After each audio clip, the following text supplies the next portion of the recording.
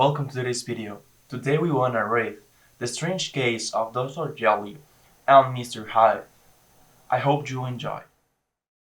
Mr. Utterson the lawyer was a man of a rugged countenance that was never lighted by a smile, cold, scanty, and embarrassed in discourse, backward in sentiment, lean, long, dusty, dreary, and yet somehow lovable. At friendly meetings, and when the wine was to his taste, something eminently human beaconed from his eye, something indeed which never found its way into his thought, but which spoke not only in these silent symbols of the after-dinner face, but more often and loudly in the acts of his life. He was austere with himself, drank gin when he was alone to mortify a taste for vintages, and though he enjoyed the theater, had not crossed the doors of one for 20 years. But he had an approved tolerance for others, sometimes wondering, almost with envy, at the high pressure of spirits involved in their misdeeds, and in any extremity inclined to help rather than to reprove. I inclined to Cain's heresy.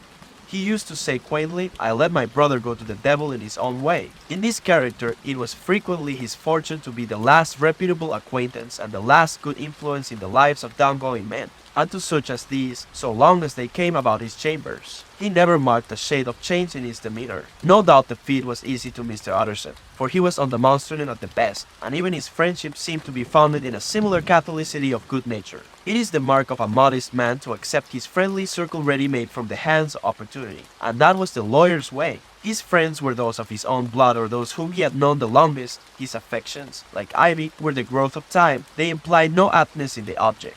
Hence, no doubt the bond that united him to Mr. Richard Enfield, his distant kinsman, the well-known man about town. It was a nut to crack for many what these two could see in each other or what subject they could find in common. It was reported by those who encountered them in their Sunday walks that they said nothing, looked singularly dull, and would hail with obvious relief the appearance of a friend. For all that, the two men put the greatest store by these excursions, counted them the chief jewel of each week, and not only set aside occasions of pleasure, but even resisted the calls of business, that they might enjoy them uninterrupted. It chanced on one of these rambles that their way led them down a by-street in a busy quarter of London.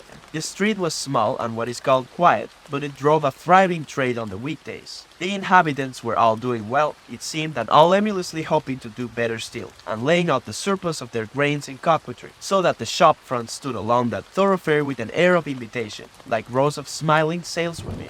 Even on Sunday, when it veiled its more florid charms and lay comparatively empty of passage, the street shone out in contrast to its dingy neighborhood, like a fire in a forest, and with its freshly painted shutters, well-polished brasses, and general cleanliness and gaiety of note, instantly caught and pleased the eye of the passenger. Two doors from one quarter on the left hand going east the line was broken by the entry of a court, and just at that point a certain sinister block of building thrust forward its gable on the street. It was 2 stories high, showed no window, nothing but a door on the lower story and a blind forehead of discolored wall on the upper, and bore in every feature the marks of prolonged and sordid negligence. The door, which was equipped with neither bell nor knocker, was blistered and disdained. Tramps slouched into the recess and struck matches on the panels. Children kept shop upon the steps. The schoolboy had tried his knife on the moldings, and for close on a generation. No one had appeared to drive away these random visitors or to repair their ravages. Mr. Enfield and the lawyer were on the other side of the by-street, but when they came abreast of the entry, the former lifted up his cane and pointed. "Did you ever remark that door?" he asked, and when his companion had replied in the affirmative, "It is connected in my mind," added he, "with a very odd story." "Indeed," said Mr. Utterson, with a slight change of voice, "and what was that?" "Well, it was this way," returned Mr. Enfield. "I was coming home from some place at the end of the world, about 3 o'clock of a black winter morning, and my way lay through a part of town where there was literally nothing to be seen but lamps. Street after street, and all the folks asleep. Street after street, all lighted up as if for a procession, and all as empty as a church. Till at last I got into that state of mind when a man listens and begins to long for the sight of a policeman. All at once I saw 2 figures, one a little man who was stumping along eastward at a good walk, and the other a girl of maybe 8 or 10 who was running as hard as she was able down a cross street. Well, sir, the 2 ran into one another naturally enough at the corner, and then came the horrible part of the thing, for the man trampled calmly over the child's body and left her screaming on the ground. It sounds nothing to hear, but it was hellish to see. It wasn't like a man, it was like some damn juggernaut. I gave a few halloa, took to my heels, called my gentleman, and brought him back to where there was already quite a group about the screaming child. He was perfectly cool and made no resistance, but gave me one look, so ugly that it brought out the sweat on me like running. The people who had turned out were the girl's own family, and pretty soon, the doctor, for whom she had been sent, put in his appearance. Well, the child was not much the worse, more frightened, according to the sawbones, and there you might have supposed would be an end to it. But there was one curious circumstance. I had taken a loathing to my gentleman at first sight. So had the child's family, which was only natural. But the doctor's case was what struck me. He was the usual cut and dry apothecary of no particular age and color, with a strong Edinburgh accent and about as emotional as a bagpipe. Well, sir, he was like the rest of us. Every time he looked at my prisoner, I saw that Sawbones turned sick and whined with the desire to kill him. I knew what was in his mind, just as he knew what was in mine, and killing being out of the question, we did the next best. We told the man we could and would make such a scandal out of this as should make his name stink from one end of London to the other. If he had any friends or any credit, we undertook that he should lose it. And all the time, as we were pitching it in red hot, we were keeping the women off him as best we could, for they were as wild as harpies. I never saw a circle of such hateful faces, and there was the man in the middle with a kind of black sneering coolness. Frightened too, I could see that, but carrying it off, sir, really like Satan. If you choose to make capital out of this accident, said he, I am naturally helpless. No gentleman but wishes to avoid a scene, says he. Name your figure. Well, we screwed him up to £100 for the child's family. He would have clearly liked to stick out, but there was something about the lot of us that meant mischief, and at last he struck. The next thing was to get the money, and where do you think he carried us but to that place with the door? Whipped out a key, went in, and presently came back with the matter of £10 in gold and a cheque for the balance on causes, drawn payable to bearer and signed with a name that I can't mention, though it's one of the points of my story, but it was a name at least very well known and often printed. The figure was steep, but the signature was good for more than that if it was only genuine. I took the liberty of pointing out to my gentleman that the whole business looked apocryphal, and that a man does not, in real life, walk into a cellar door at 4 in the morning and come out with another man's cheque for close upon £100. But he was quite easy and sneering. Set your mind at rest, says he. I will stay with you till the banks open and cash the cheque myself. So we all set off, the doctor and the child's father and our friend and myself, and passed the rest of the night in my chambers. And next day, when we had breakfasted, went in a body to the bank. I gave him the cheque myself, and said I had every reason to believe it was a forgery. Not a bit of it. The cheque was genuine. Tut tut, said Mr. Utterson. I see you feel as I do, said Mr. Enfield. Yes, it's a bad story, for my man was a fellow that nobody could have to do with, a really damnable man, and the person that drew the cheque is the very pink of the proprieties, celebrated too, and one of your fellows who do what they call good. Blackmail, I suppose, an honest man paying through the nose for some of the capers of his youth. Blackmail House is what I call the place with the door in consequence. Though even that, you know, is far from explaining all, he added, and with the words fell into a vein of musing. From this he was recalled by Mr. Utterson asking rather suddenly, and you don't know if the drawer of the cheque lies there? A likely place, isn't it? Returned Mr. Enfield. But I happen to have noticed his address. He lives in some square or other. And you never ask about the place with the door, said Mr. Utterson. No, sir, I had a delicacy, was the reply. I feel very strongly about putting questions. It partakes too much of the style of the Day of Judgment. You start a question, and it's like starting a stone. You sit quietly on the top of a hill, and away the stone goes, starting others, and presently some bland old bird is knocked on the head in his own back garden, and the family have to change their name. No, sir, I make it a rule of mine, the more it looks like Queer Street, the less I ask. A very good rule, too, said the lawyer, but I have studied the place for myself, continued Mr. Enfield.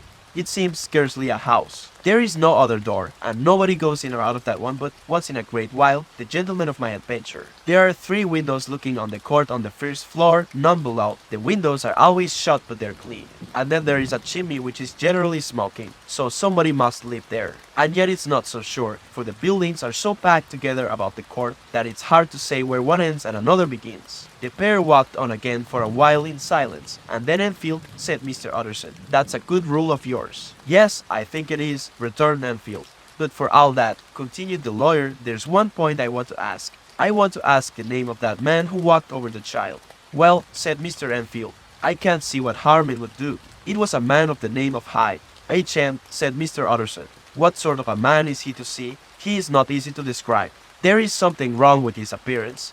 Something displeasing, something downright detestable. I never saw a man I so disliked, and yet I scarce know why. He must be deformed somewhere. He gives a strong feeling of deformity, although I couldn't specify the point. He's an extraordinary looking man, and yet I really can name nothing out of the way. No, sir, I can make no hand of it, I can't describe him. And it's not one of memory, for I declare I can see in this moment. Mr. Utterson again walked some way in silence and obviously under a weight of consideration. You are sure he used a clay? He inquired at last. My dear sir, began Enfield, surprised out of himself. Yes, I know, said Utterson. I know it must seem strange. The fact is, if I do not ask you the name of the other party, it is because I know it already. You see, Richard, your tale has gone home, and if you have been inexact in any point, you had better correct it. I think you might have warned me, returned the other with a touch of sullenness. But I have been pedantically exact, as you call it. The fellow had a key, and what's more, he has it still. I saw him use it not a week ago. Mr. Utterson sighed deeply but said never a word, and the young man presently resumed.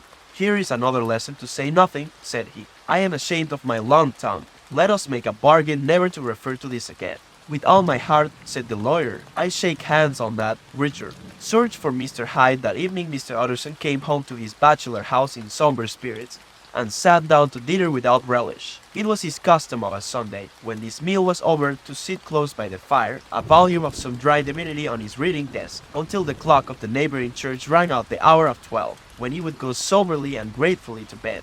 On this night, however, as soon as the cloth was taken away, he took up a candle and went into his business room. There he opened his safe, took from the most private part of it a document endorsed on the envelope as Dr. Jekyll's will, and sat down with a clouded brow to study its contents. The will was holographed, for Mr. Utterson, though he took charge of it now that it was made, had refused to lend the least assistance in the making of it. It provided not only that, in case of the decease of Henry Jekyll, M.D., D.C.L., LL.D., FRS, etc., all his possessions were to pass into the hands of his friend and benefactor Edward Hyde, but that in case of Dr. Jekyll's disappearance or unexplained absence for any period exceeding 3 calendar months, his said Edward Hyde should step into the said Henry Jekyll's shoes without further delay, and free from any burden or obligation beyond the payment of a few small sums to the members of the doctor's household.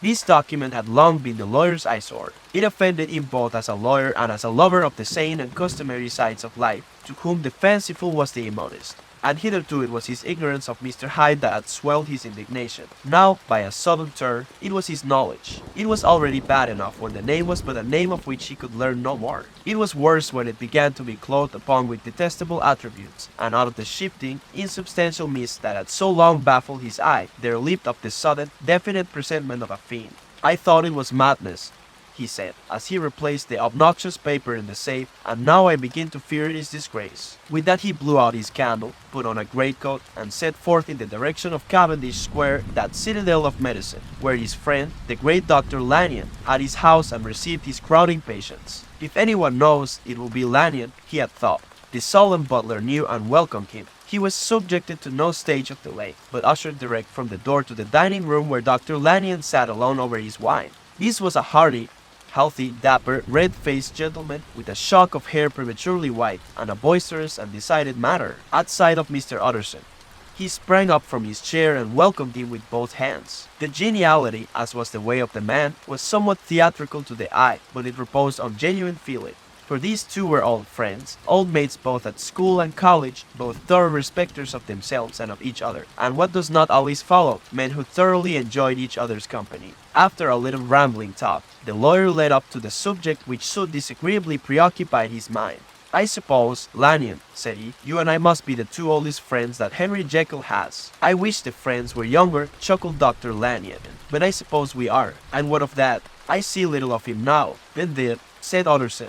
I thought you had a bond of common interest. We had, was the reply, but it is more than 10 years since Henry Jekyll became too fanciful for me. He began to go wrong in mind, and though of course I continue to take an interest in him for old sake's sake, as they say, I see and I have seen devilish little of the man. Such unscientific balderdash, added the doctor, flushing suddenly purple, would have estranged Damon and Pythias. This little spirit of temper was somewhat of a relief to Mr. Utterson.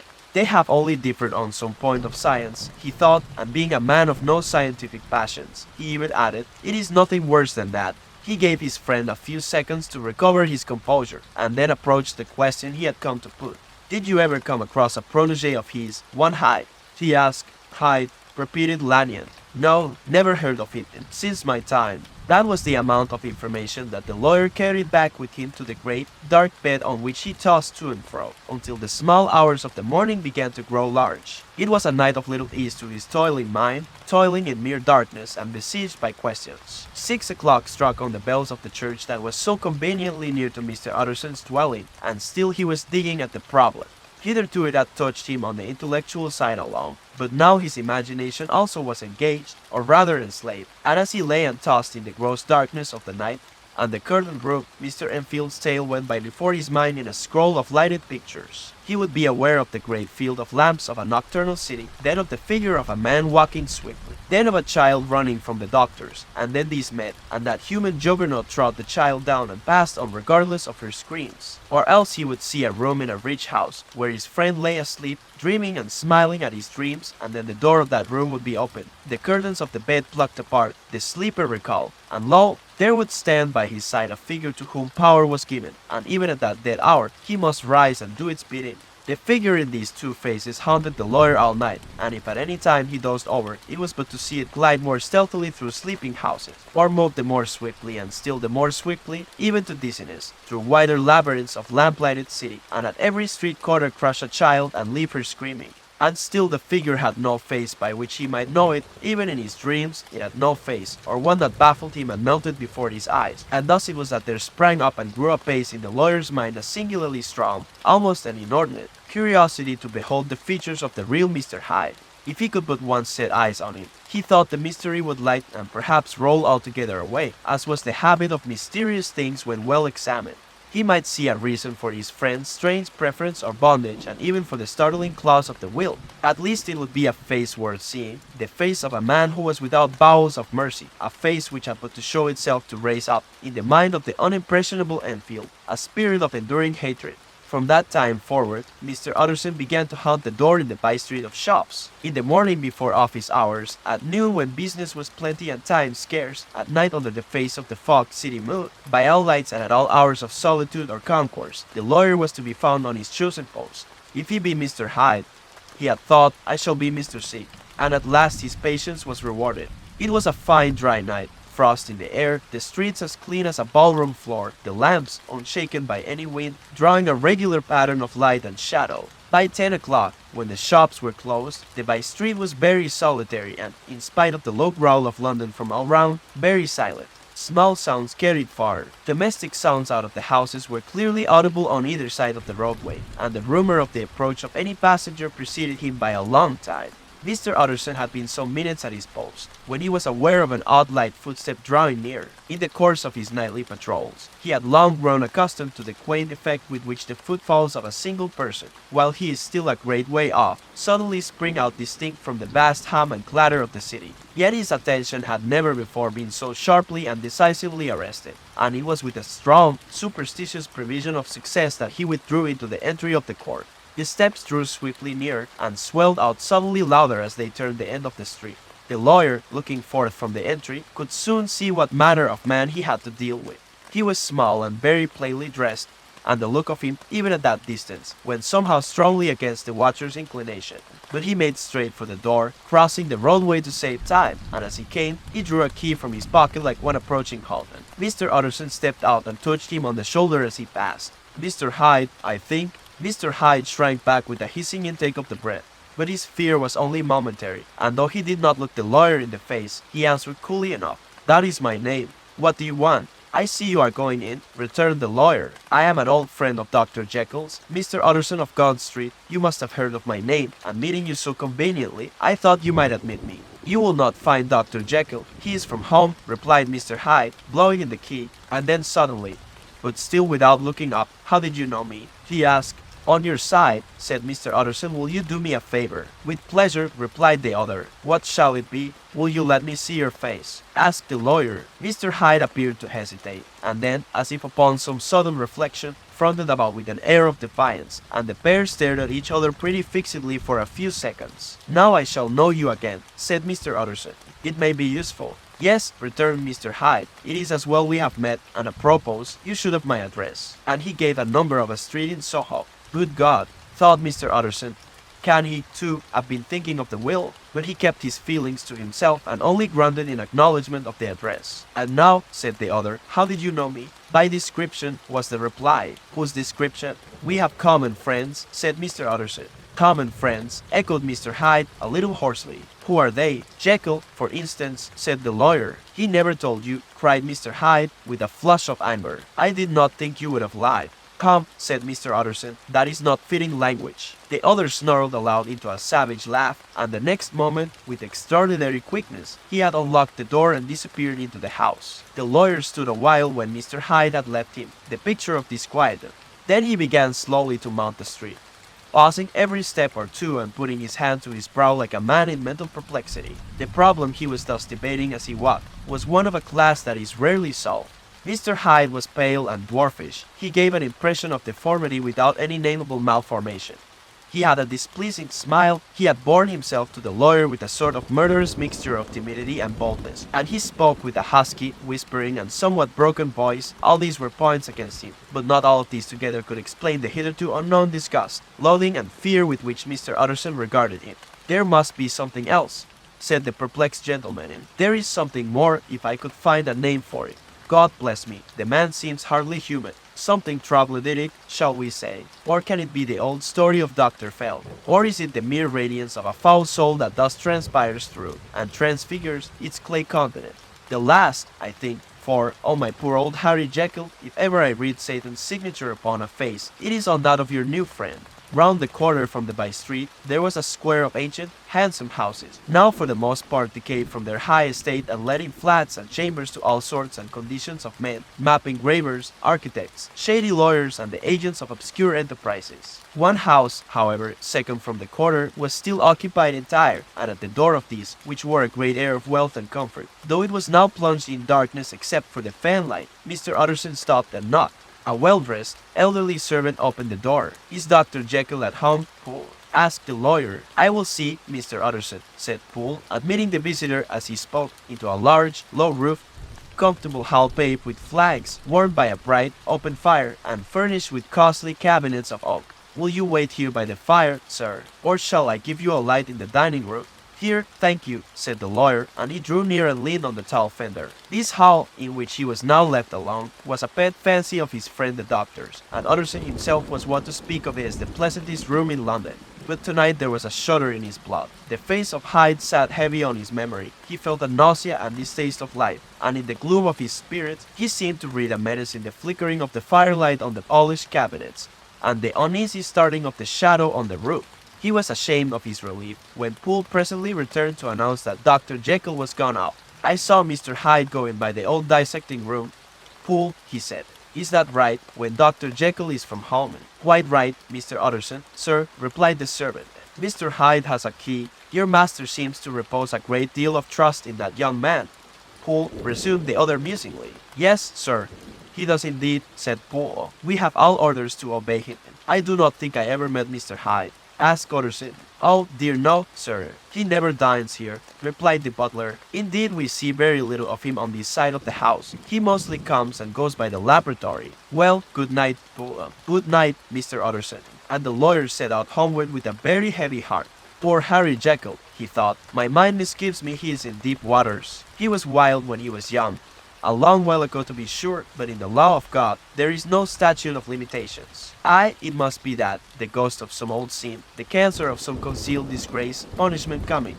Be it Clotho, years after memory has forgotten and self-love condoned the fault. And the lawyer, scared by the thought, brooded a while on his own past, groping in all the corners of memory, lest by chance some jack in the box of an old iniquity should leap to light there. His past was fairly blameless. Few men could read the rolls of their life with less apprehension, yet he was humbled to the dust by the many ill things he had done, and raised up again into a sober and fearful gratitude by the many he had come so near to doing yet avoided. And then by a return on his former subject, he conceived a spark of hope.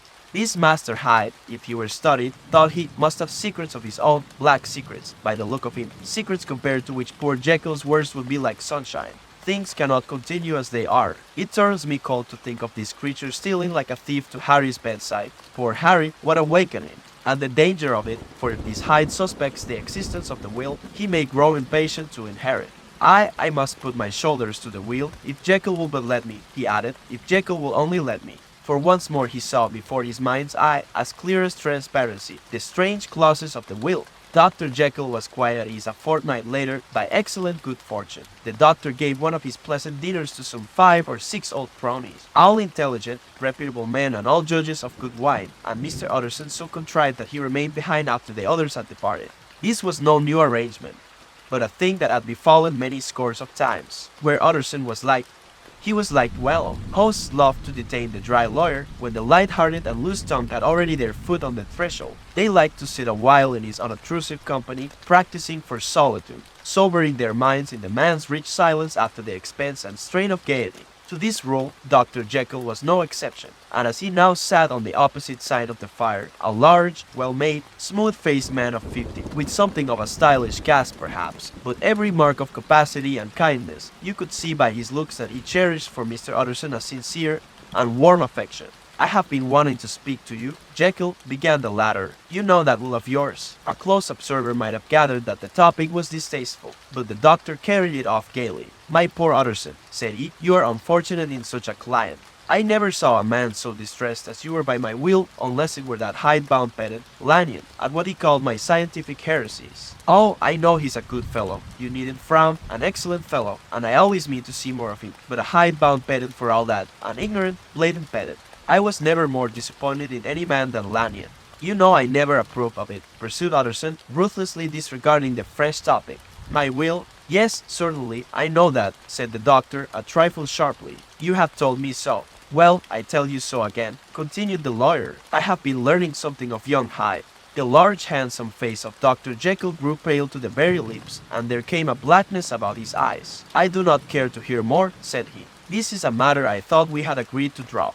What I heard was abominable, said Utterson. It can make no change. You do not understand my position, returned the doctor with a certain incoherency of matter. I am painfully situated, Utterson. My position is a very strange one. It is one of those affairs that cannot be mended by talking.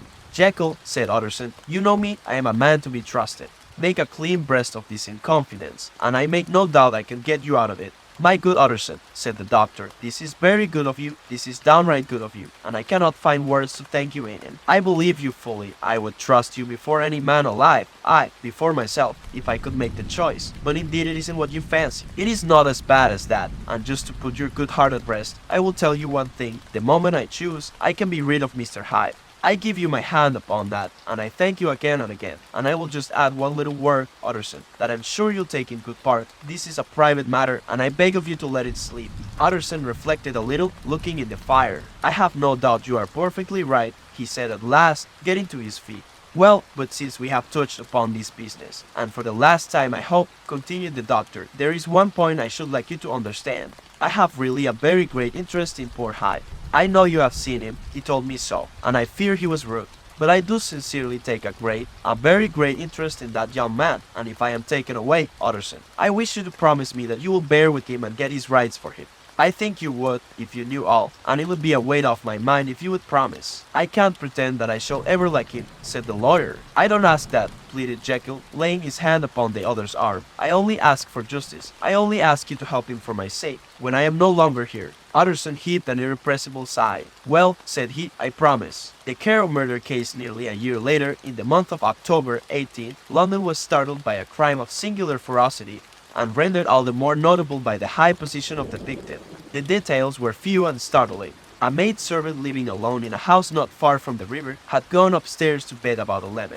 Although a fog rolled over the city in the small hours, the early part of the night was cloudless, and the lane, which the maid's window overlooked, was brilliantly lit by the full moon. It seems she was romantically given, for she sat down upon her box, which stood immediately under the window, and fell into a dream of music. Never had she felt more at peace with all men or thought more kindly of the world.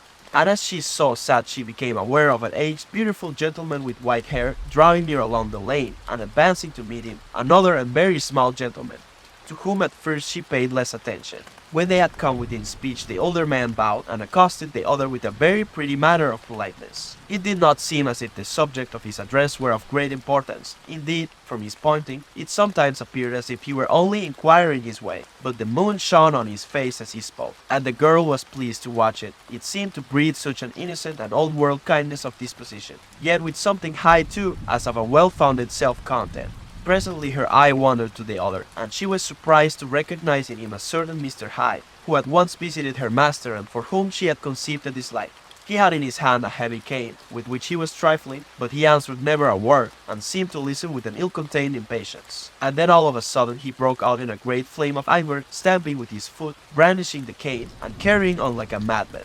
The old gentleman took a step back, with the air of one very much surprised and a trifle hurt, and at that Mr. Hyde broke out of all bounds and clubbed him to the earth. And next moment, with ape-like fury, he was trampling his victim underfoot and hailing down a storm of blows, under which the bones were audibly shattered and the body jumped upon the roadway. At the horror of these sights and sounds, the maid fainted. It was 2 o'clock when she came to herself and called for the police. The murderer was gone long ago, but there lay his victim in the middle of the lane, incredibly mangled. The stake with which the deed had been done, although it was of some rare and very tough and heavy wood, had broken in the middle under the stress of this insensate cruelty, and one splintered half had rolled in the neighboring gutter, the other, without doubt, had been carried away by the murderer. A purse and gold watch were found upon the victim, but no cards or papers, except a sealed and stamped envelope, which he had been probably carrying to the post, and which bore the name and address of Mr. Utterson. This was brought to the lawyer the next morning, before he was out of bed, and he had no sooner seen it and been told the circumstances, than he shot out a solemn lip. "I shall say nothing till I have seen the body," said he. "This may be very serious. Have the kindness to wait while I dress." And with the same grave countenance he hurried through his breakfast and drove to the police station, whither the body had been carried. As soon as he came into the cell, he nodded. "Yes," said he, "I recognize it. I am sorry to say that this is Sir Danvers' care." "Good God, sir," exclaimed the officer, "is it possible?" And the next moment his eye lighted up with professional ambition. "This will make a deal of noise," he said, "and perhaps you can help us to the man." And he briefly narrated what the maid had seen, and showed the broken stick. Mr. Utterson had already quailed at the name of Hyde, but when the stick was laid before him, he could doubt no longer. Broken and battered as it was, he recognized it for one that he had himself presented many years before to Henry Jekyll. "Is this Mr. Hyde a person of small stature?" he inquired. "Particularly small and particularly wicked-looking is what the maid calls him," said the officer. Mr. Utterson reflected, and then, raising his head, "If you will come with me in my cab," he said, "I think I can take you to his house." It was by this time about 9 in the morning, and the fierce fog of the season. A great chocolate-colored pall lowered over heaven, but the wind was continually charging and routing these embattled vapors, so that as the cab crawled from street to street, Mr. Utterson beheld a marvelous number of degrees and hues of twilight, for here it would be dark like the back end of evening, and there would be a glow of a rich, lurid brown like the light of some strange conflagration, and here, for a moment, the fog would be quite broken up, and a haggard shaft of daylight would glance in between the swirling reeds. The dismal quarter of Soho seen under these changing glimpses, with its muddy ways and slatternly passengers, and its lamps, which had never been extinguished or had been kindled afresh to combat this mournful reinvasion of darkness, seemed, in the lawyer's eyes, like a district of some city in a nightmare. The thoughts of his mind, besides, were of the gloomiest dye, and when he glanced at the companion of his drive, he was conscious of some touch of that terror of the law and the law's officers, which may at times assail the most honest. As the cab drew up before the address indicated, the fog lifted a little and showed him a dingy street, a gin palace, a low French eating house, a shop for the retail of penny numbers and two-penny salads, many ragged children huddled in the doorways, and many women of many different nationalities passing out, key in hand, to have a morning glass, and the next moment the fog settled down again upon that part, as brown as umber, and cut him off from his blackguardly surroundings. This was the home of Henry Jekyll's favorite, of a man who was heir to £250,000 sterling. An ivory-faced and silvery-haired old woman opened the door. She had an evil face, smoothed by hypocrisy, but her manners were excellent.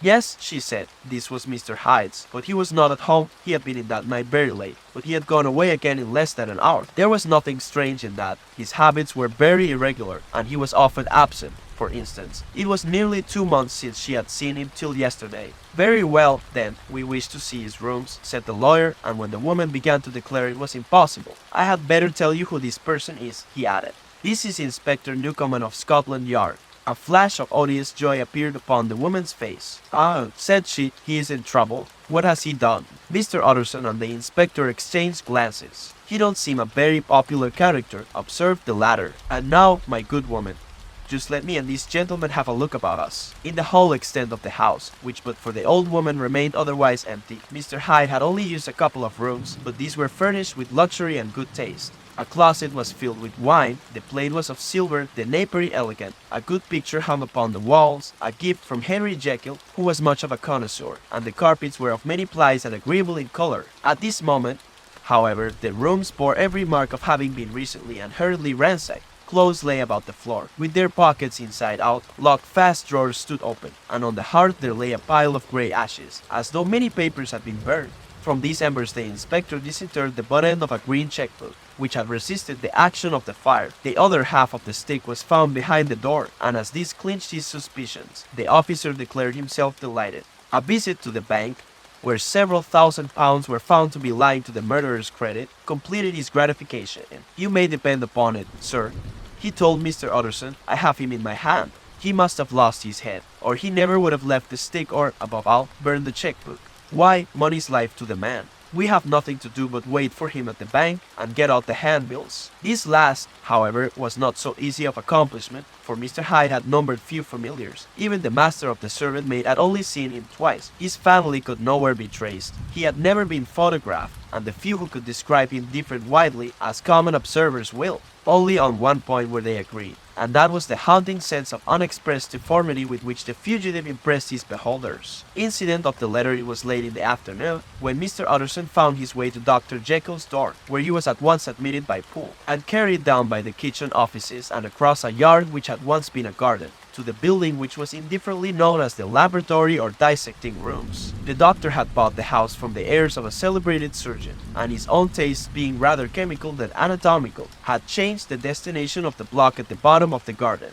It was the first time that the lawyer had been received in that part of his friend's quarters, and he eyed the dingy, windowless structure with curiosity, and gazed round with a distasteful sense of strangeness as he crossed the theater, once crowded with eager students, and now lying gaunt and silent, the tables laden with chemical apparatus, the floor strewn with crates and littered with packing straw, and the light falling dimly through the foggy cupola. At the further end, a flight of stairs mounted to a door covered with red baize, and through this, Mr. Utterson was at last received into the doctor's cabinet.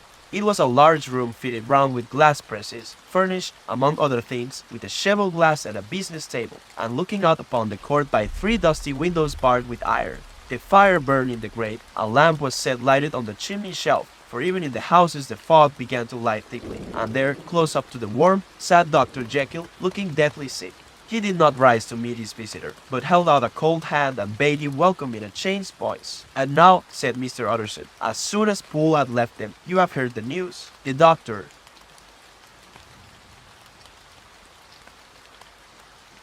shuddered. "They were crying it in the square," he said. "I heard them in my dining room."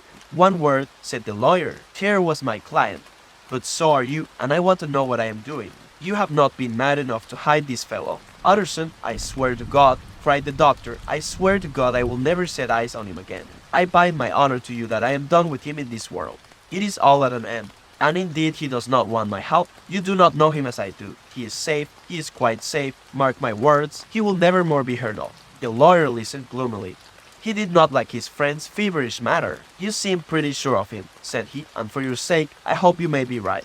If it came to a trial, your name might appear." "I am quite sure of him," replied Jekyll. "I have grounds for certainty that I cannot share with any one. But there is one thing on which you may advise me. I have received the letter, and I am at a loss whether I should show it to the police. I should like to leave it in your hands, Utterson. You would judge wisely, I am sure. I have so great a trust in you." "You fear, I suppose, that it might lead to his detection?" asked the lawyer. "No," said the other. "I cannot say that I care what becomes of Hyde. I am quite done with it. I was thinking of my own character, which this hateful business has rather exposed." Utterson ruminated a while. He was surprised at his friend's selfishness, and yet relieved by it. "Well," said he, at last, "let me see the letter." The letter was written in an odd, upright hand and signed Edward Hyde, and it signified, briefly enough, that the writer's benefactor, Dr. Jekyll, whom he had long so unworthily repaid for 1,000 generosities, need labor under no alarm for his safety, as he had means of escape on which he placed a sure dependence. The lawyer liked this letter well enough. It put a better color on the intimacy than he had looked for, and he blamed himself for some of his past suspicions. "Have you the envelope?"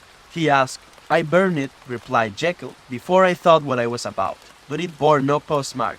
The note was handed in. "Shall I keep this and sleep upon it?" asked Utterson. "I wish you to judge for me entirely," was the reply. "I have lost confidence in myself." "Well, I shall consider," returned the lawyer. "And now one word more. It was Hyde who dictated the terms in your will about that disappearance." The doctor seemed seized with a qualm of faintness. He shut his mouth tight and nodded. "I knew it," said Utterson. "He meant to murder you. You had a fine escape." "I have had what is far more to the purpose," returned the doctor solemnly. "I have had a lesson. Oh God, Utterson, what a lesson I have had." And he covered his face for a moment with his hands. On his way out, the lawyer stopped and had a word or two with Poole. "By the by," said he, "there was a letter handed in today. What was the messenger like?" But Poole was positive nothing had come except by post, and only circulars by that, he added. This news sent off the visitor with his fears renewed. Plainly the letter had come by the laboratory door. Possibly, indeed, it had been written in the cabinet, and if that were so, it must be differently judged and handled with the more caution. The newsboys, as he went, were crying themselves hoarse along the footways, special edition. Shocking murder of an MP. That was the funeral oration of one friend and client, and he could not help a certain apprehension lest the good name of another should be sucked down in the eddy of the scandal. It was, at least, a ticklish decision that he had to make, and self-reliant as he was by habit, he began to cherish a longing for advice. It was not to be had directly, but perhaps, he thought, it might be fished for. Presently after, he sat on one side of his own hearth, with Mr. Guest, his head clerk, upon the other, and midway between, at a nicely calculated distance from the fire, a bottle of a particular old wine that had long dwelt unsun in the foundations of his house. The fog still slept on the wing above the drowned city, where the lamps glimmered like carbuncles, and through the muffle and smother of these fallen clouds, the procession of the town's life was still rolling in through the great arteries with the soundness of a mighty wind. But the room was gay with firelight. In the bottle the acids were long ago resolved. The imperial dye had softened with time as the color grows richer in stained windows, and the glow of hot autumn afternoons on hillside vineyards was ready to be set free and to disperse the fogs of London. Insensibly the lawyer melted. There was no man from whom he kept fewer secrets than Mr. Guest, and he was not always sure that he kept as many as he meant. Guest had often been on business to the doctors. He knew Poole. He could scarce have failed to hear of Mr. Hyde's familiarity about the house. He might draw conclusions. Was it not as well, then, that he should see a letter which put that mystery to right? And above all, since Guest, being a great student and critic of handwriting, would consider the step natural and obliging. The clerk, besides, was a man of counsel. He could scarce read so strange a document without dropping a remark, and by that remark Mr. Utterson might shape his future course. "This is a sad business about Sir Danvers," he said. "Yes, sir. Indeed, it has elicited a great deal of public feeling," returned Guest. "The man, of course, was mad." "I should like to hear your views on that," replied Utterson. "I have a document here in his handwriting. It is between ourselves, for I scarce know what to do about it. It is an ugly business at the best. But there it is, quite in your way, a murderer's autograph." Guest's eyes brightened, and he sat down at once and studied it with passion. "No, sir," he said, "not mad, but it is an odd hand. And by all accounts a very odd writer," added the lawyer. Just then the servant entered with a note. "Is that from Dr. Jekyll, sir?" inquired the clerk. "I thought I knew the writing." "Anything private, Mr. Utterson?" "Only an invitation to dinner." "Why? Do you want to see it?" "One moment." "I thank you, sir," and the clerk laid the 2 sheets of paper alongside and sedulously compared their contents. "Thank you, sir," he said at last, returning both. "It's a very interesting autograph." There was a pause, during which Mr. Utterson struggled with himself. "Why did you compare them, Guest?" he inquired suddenly. "Well, sir," returned the clerk, "there's a rather singular resemblance. The 2 hands are in many points identical, only differently sloped." "Rather quaint," said Utterson. "It is, as you say, rather quaint," returned Guest. "I wouldn't speak of this note, you know," said the master. "No, sir," said the clerk. "I understand." But no sooner was Mr. Utterson alone that night than he locked the note into his safe, where it reposed from that time forward. What, he thought, Henry Jekyll forged for a murderer, and his blood ran cold in his veins. Incident of Dr. Lanyon time ran on. Thousands of pounds were offered in reward, for the death of Sir Danvers was resented as a public injury, but Mr. Hyde had disappeared out of the ken of the police as though he had never existed. Much of his past was unearthed, indeed, and all these reputable tales came out of the man's cruelty, at once so callous and violent, of his vile life, of his strange associates, of the hatred that seemed to have surrounded his career, but of his present whereabouts, not a whisper. From the time he had left the house in Soho on the morning of the murder, he was simply blotted out, and gradually, as time drew on, Mr. Utterson began to recover from the hotness of his alarm, and to grow more quiet with himself. The death of Sir Danvers was, to his way of thinking, more than paid for by the disappearance of Mr. Hyde. Now that that evil influence had been withdrawn, a new life began for Dr. Jekyll. He came out of his seclusion. Renewed relations with his friends, became once more their familiar guest and entertainer, and whilst he had always been known for charities, he was now no less distinguished for religion. He was busy, he was much in the open air, he did good, his face seemed to open and brighten, as if with an inward consciousness of service, and for more than 2 months, the doctor was at peace. On the 8th of January, Utterson had dined at the doctor's with a small party. Lanyon had been there, and the face of the host had looked from one to the other as in the old days when the trio were inseparable friends. On the 12th, and again on the 14th, the door was shut against the lawyer. The doctor was confined to the house, Poole said, and saw no one. On the 15th, he tried again, and was again refused, and having now been used for the last 2 months to see his friend almost daily, he found this return of solitude to weigh upon his spirits. The 5th night he had him guests to dine with him, and the 6th he betook himself to Dr. Lanyon's. There at least he was not denied admittance, but when he came in, he was shocked at the change which had taken place in the doctor's appearance. He had his death warrant written legibly upon his face. The rosy man had grown pale, his flesh had fallen away, he was visibly balder and older, and yet it was not so much these tokens of a swift physical decay that arrested the lawyer's notice, as a look in the eye and quality of manner that seemed to testify to some deep-seated terror of the mind. It was unlikely that the doctor should fear death, and yet that was what Utterson was tempted to suspect. Yes, he thought, he is a doctor. He must know his own state and that his days are common, and the knowledge is more than he can bear. And yet when Utterson remarked on his ill looks, it was with an air of great firmness that Lanyon declared himself a doomed man. I have had a shock, he said, and I shall never recover. It is a question of weeks. Well, life has been pleasant. I liked it. Yes, sir, I used to like it. I sometimes think if we knew all, we should be more glad to get away. Jekyll is ill, too, observed Utterson. Have you seen him? But Lanyon's face changed, and he held up a trembling hand. I wish to see or hear no more of Dr. Jekyll, he said in a loud, unsteady voice. I am quite done with that person, and I beg that you will spare me any allusion to one whom I regard as dead. Tut, tut, said Mr. Utterson, and then after a considerable pause, can I do anything?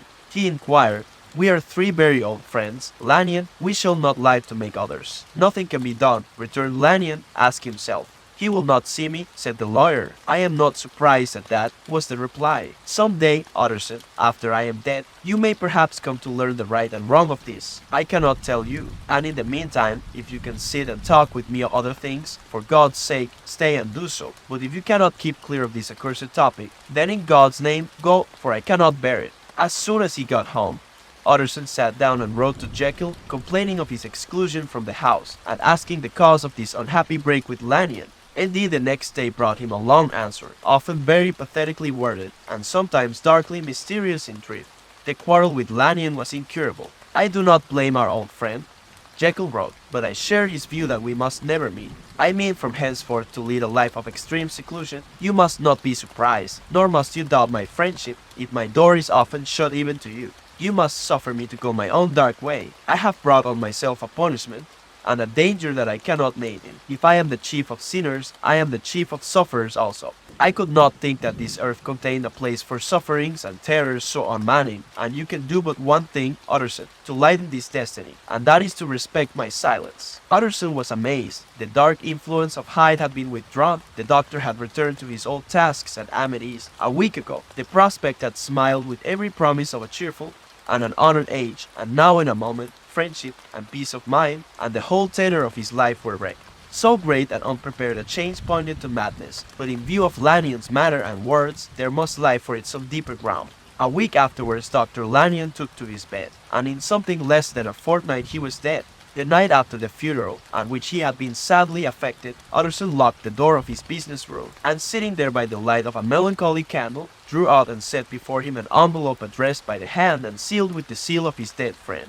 Private, for the hands of G.J. Utterson alone, and in case of his predeceased to be destroyed unread. So it was emphatically superscribed, and the lawyer dreaded to behold the contents. I have buried one friend today. He thought, what if this should cost me another? And then he condemned the fear as a disloyalty and broke the seal. Within there was another enclosure, likewise sealed, and marked upon the cover as not to be opened till the death or disappearance of Dr. Henry Jekyll. Utterson could not trust his eyes. Yes, it was disappearance. Here again, as in the manual which he had long ago restored to its author, here again were the idea of a disappearance and the name of Henry Jekyll bracketed. But in the will, that idea had sprung from the sinister suggestion of the man Hyde. It was set there with a purpose all too plain and horrible. Written by the hand of Lanyon, what should it mean? A great curiosity came on the trustee to disregard the prohibition and dive at once to the bottom of these mysteries. But professional honor and faith to his dead friend were stringent obligations, and the packet slept in the inmost corner of his private safe. It is one thing to mortify curiosity, another to conquer it, and it may be doubted if, from that day forth, Utterson desired the society of his surviving friend with the same eagerness. He thought of him kindly, but his thoughts were disquieted and fearful. He went to call indeed, but he was perhaps relieved to be denied admittance. Perhaps, in his heart, he preferred to speak with Poole upon the doorstep, and surrounded by the air and sounds of the open city, rather than to be admitted into that house of voluntary bondage, and to sit and speak with its inscrutable recluse. Poole had, indeed, no very pleasant news to communicate. The doctor, it appeared, now more than ever confined himself to the cabinet over the laboratory, where he would sometimes even sleep. He was out of spirits. He had grown very silent. He did not read. It seemed as if he had something on his mind.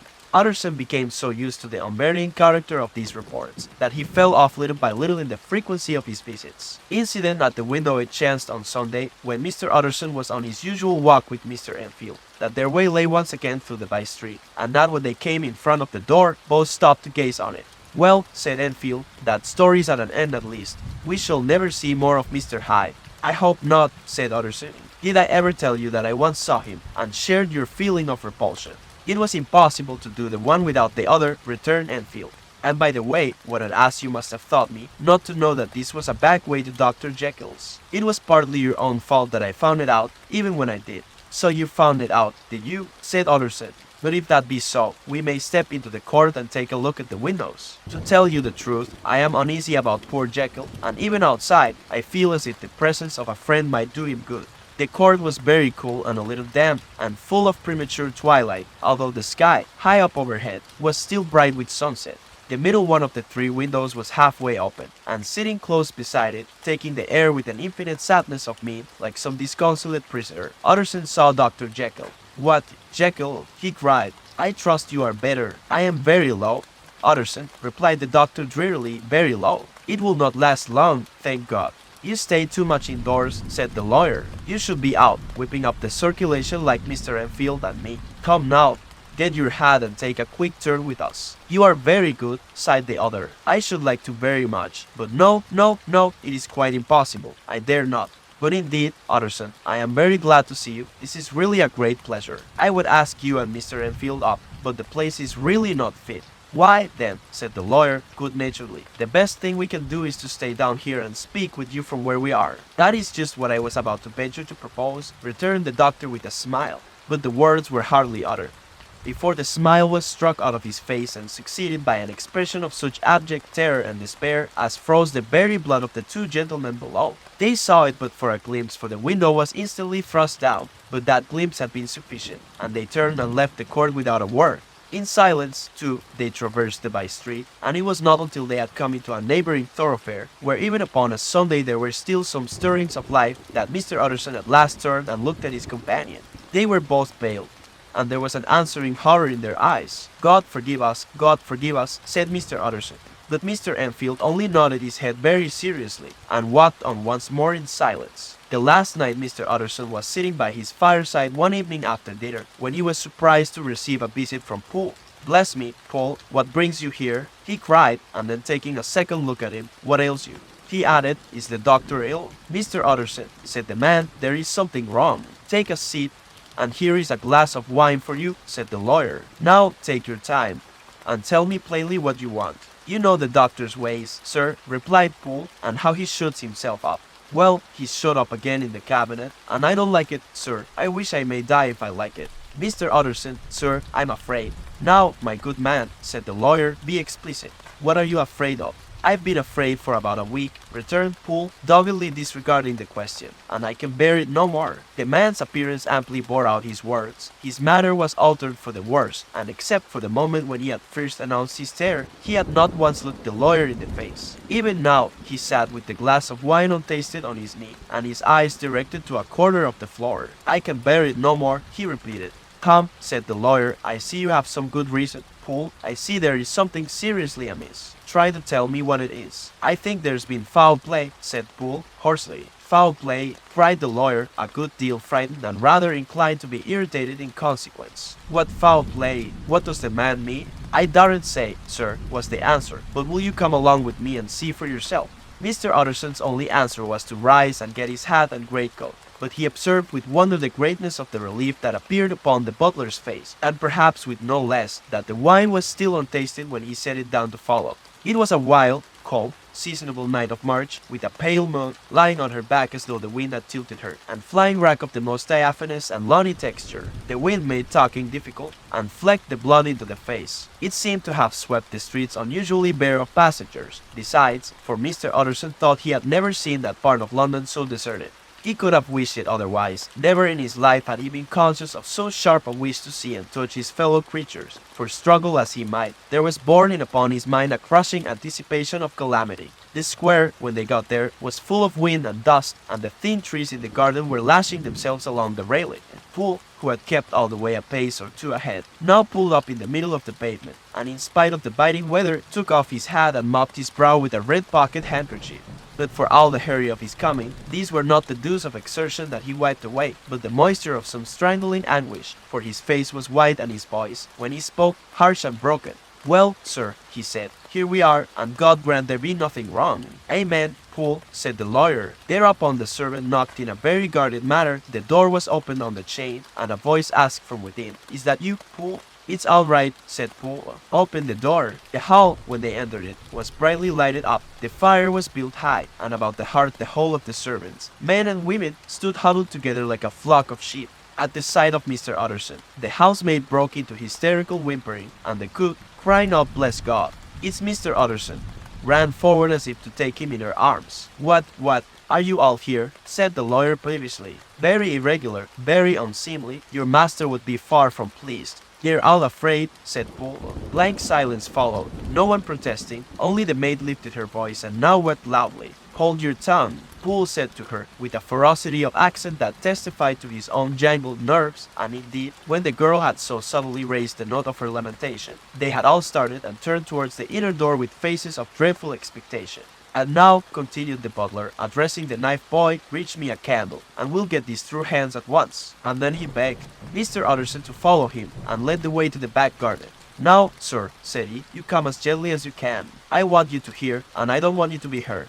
And see here, sir, if by any chance he was to ask you in, don't go." Mr. Utterson's nerves, at this unlooked-for termination, gave a jerk that nearly threw him from his balance, but he recollected his courage and followed the butler into the laboratory building through the surgical theater, with its lumber of crates and bottles, to the foot of the stair. Here Poole motioned him to stand on one side and listen, while he himself, setting down the candle and making a great and obvious call on his resolution, mounted the steps and knocked with a somewhat uncertain hand on the red base of the cabinet door. "Mr. Utterson, sir, asking to see you," he called, and even as he did so, once more violently signed to the lawyer to give ear. A voice answered from within. "Tell him I cannot see anyone," it said complainingly. "Thank you, sir," said Poole, with a note of something like triumph in his voice, and taking up his candle, he led Mr. Utterson back across the yard and into the great kitchen, where the fire was out and the beetles were leaping on the floor. "Sir," he said, looking Mr. Utterson in the eyes, "was that my master's voice?" "It seems much changed," replied the lawyer, very pale, but giving look for look. "Changed? Well, yes, I think so," said the butler. "Have I been 20 years in this man's house to be deceived about his voice?" "No, sir, master's made away with. He was made away with 8 days ago, when we heard him cry out upon the name of God. And who's it there instead of him? And why it stays there is a thing that cries to heaven, Mr. Utterson." This is a very strange tale, Paul. This is rather a wild tale, my man, said Mr. Utterson, biting his finger. Suppose it were as you suppose. Supposing Dr. Jekyll to have been, well, murdered, what could induce the murderer to stay? That won't hold water, it doesn't commend itself to reason. Well, Mr. Utterson, you are a hard man to satisfy, but I'll do it yet, said Poole. All this last week him, or it, whatever it is that lives in that cabinet, has been crying night and day for some sort of medicine, and cannot get it to his mind. It was sometimes his way, the master's, that is, to write his orders on a sheet of paper and throw it on the stair. We've had nothing else this week back, nothing but papers and a closed door, and the very meals left there to be smuggled in when nobody was looking. Well, sir, every day, aye, and twice and thrice in the same day, there have been orders and complaints, and I have been sent flying to all the wholesale chemists in town. Every time I brought the stuff back, there would be another paper telling me to return it, because it was not pure, and another order to a different firm. This drug is wanted bitter bad, sir, whatever for. Have you any of these papers? Asked Mr. Utterson. Poole felt in his pocket and handed out a crumpled note, which the lawyer, bending nearer to the candle, carefully examined. Its contents ran thus. Dr. Jekyll presents his compliments to Messrs. Moe. He assures them that their last sample is impure and quite useless for his present purpose. In the year 18, Dr. J purchased a somewhat large quantity from Messrs, and he now begs them to search with most sedulous care, and should any of the same quality be left, forward it to him at once. Expense is no consideration. The importance of this to Dr. J can hardly be exaggerated. So far the letter had run composedly enough, but here with a sudden splutter of the pen, the writer's emotion had broken loose. For God's sake, he added, find me some of the old. This is a strange note, said Mr. Utterson, and then sharply, how do you come to have it opened? The man at Mouse was made angry, sir, and he threw it back to me like so much dirt, returned Poole. This is unquestionably the doctor's hand, do you know? Resumed the lawyer. I thought it looked like it, said the servant rather sulkily, and then, with another voice, but what matters hand of right? He said, I've seen him, repeated Mr. Utterson. Well, that's it, said Poole. It was this way. I came suddenly into the theater from the garden. It seems he had slipped out to look for this drug or whatever it is, for the cabinet door was open, and there he was at the far end of the room digging among the crates. He looked up when I came in, gave a kind of cry, and whipped upstairs into the cabinet. It was but for 1 minute that I saw him, but the hair stood upon my head like quills. Sir, if that was my master, why had he a mask upon his face? If it was my master, why did he cry out like a rat and run from me? I have served him long enough. And then the man paused and passed his hand over his face. These are all very strange circumstances, said Mr. Utterson, but I think I begin to see daylight. Your master, Poole, is plainly seized with one of those maladies that both torture and deform the sufferer. Hence, for aught I know, the alteration of his voice. Hence the mask and the avoidance of his friends. Hence his eagerness to find this drug, by means of which the poor soul retains some hope of ultimate recovery. God grant that he be not deceived. There is my explanation. It is sad enough, Poole, aye, and appalling to consider, but it is plain and natural, hangs well together, and delivers us from all exorbitant alarms. Sir, said the butler, turning to a sort of mottled pallor, that thing was not my master, and there's the truth. My master, here he looked round him and began to whisper, is a tall, fine build of a man, and this was more of a dwarf. Utterson attempted to protest. Oh, sir, cried Poole, do you think I do not know my master after 20 years? Do you think I do not know where his head comes to in the cabinet door, where I saw him every morning of my life? No, sir, that thing in the mask was never Dr. Jekyll. God knows what it was, but it was never Dr. Jekyll, and it is the belief of my heart that there was murder done. Poole, replied the lawyer, if you say that, it will become my duty to make certain. Much as I desire to spare your master's feelings, much as I am puzzled by this note which seems to prove him to be still alive, I shall consider it my duty to break in that door. Oh, Mr. Utterson, that's talking, cried the butler, and now comes the second question, resumed Utterson, who is going to do it? Why, you and me, sir, was the undaunted reply. That's very well said, returned the lawyer, and whatever comes of it, I shall make it my business to see you are no loser. There is an axe in the theater, continued Poole, and you might take the kitchen poker for yourself. The lawyer took that rude but weighty instrument into his hand and balanced it. Do you know, Poole, he said, looking up, that you and I are about to place ourselves in a position of some peril? You may say so, sir. Indeed, returned the butler. It is well, then, that we should be frank, said the other. We both think more than we have said. Let us make a clean breast. This masked figure that you saw, did you recognize it? Well, sir, it went so quick, and the creature was so doubled up that I could hardly swear to that, was the answer. But if you mean, was it Mr. Hyde? Why, yes, I think it was. You see, it was much of the same bigness, and it had the same quick, light way with it, and then who else could have got in by the laboratory door? You have not forgot, sir, that at the time of the murder he had still the key with it. But that's not all. I don't know, Mr. Utterson, if you ever met this Mr. Hyde. Yes, said the lawyer, I once spoke with him. Then you must know as well as the rest of us that there was something queer about that gentleman, something that gave a man a turn. I don't know rightly how to say it, sir, beyond this, that you felt in your marrow kind of cold and thin. I own I felt something of what you described, said Mr. Utterson. Quite so, sir, returned Poole. Well, when that masked thing like a monkey jumped from among the chemicals and whipped into the cabinet, it went down my spine like ice. Oh, I know it's not evidence, Mr. Utterson. I'm book-learned enough for that, but a man has his feelings, and I give you my Bible word it was Mr. Hyde. I, said the lawyer, my fears inclined to the same point. Evil, I fear, found it, evil was sure to come of that connection. I believe you. I believe poor Harry is killed, and I believe his murderer is still lurking in his victim's rodent. Well, let our name be vengeance. Call Bradshaw. The footman came at the summons, very white and nervous. Pull yourself together, Bradshaw, said the lawyer. This suspense, I know, is telling upon all of you, but it is now our intention to make an end of it. Poole, here, and I are going to force our way into the cabinet. If all is well, my shoulders are broad enough to bear the planing. Meanwhile, lest anything should really be amiss, or any malefactor seek to escape by the back, you and the boy must go round the corner with a pair of good sticks and take your post at the laboratory door. We give you 10 minutes to get to your stations. As Bradshaw left, the lawyer looked at his watch. And now, Poole, let us get to ours, he said, and taking the poker under his arm, led the way into the yard. His scud had banked over the moon, and it was now quite dark. The wind, which only broke in puffs and drafts into that deep well of building, tossed the light of the candle to and fro about their steps, until they came into the shelter of the theatre, where they sat down silently to wait. London hummed solemnly all around, but nearer at hand, the stillness was only broken by the sounds of a footfall moving to and fro along the cabinet floor. So it will walk all day, sir, whispered Poole, aye, and the better part of the night. Only when a new sample comes from the chemist, there's a bit of a break. Ah, it's an ill conscience that's such an enemy to rest. Ah, sir, there's blood foully shed in every step of it. But hark again, a little closer, put your heart in your ears, Mr. Utterson, and tell me, is that the doctor's foot? The steps fell lightly and oddly, with a certain swing, for all they went so slowly. It was different indeed from the heavy creaking tread of Henry Jekyll. Utterson sighed. Is there never anything else? He asked. Poole nodded. Once, he said. Once I heard it weeping. Weeping? How that? Said the lawyer, conscious of a sudden chill of horror. Weeping like a woman or a lost soul, said the butler. I came away with that upon my heart that I could have wept too. But now the 10 minutes drew to an end. Poole disinterred the axe from under a stack of packing straw. The candle was set upon the nearest table to light them to the attack, and they drew near with bated breath to where that patient foot was still going up and down, in the quiet of the night. Jekyll, cried Utterson, with a loud voice, I demand to see you.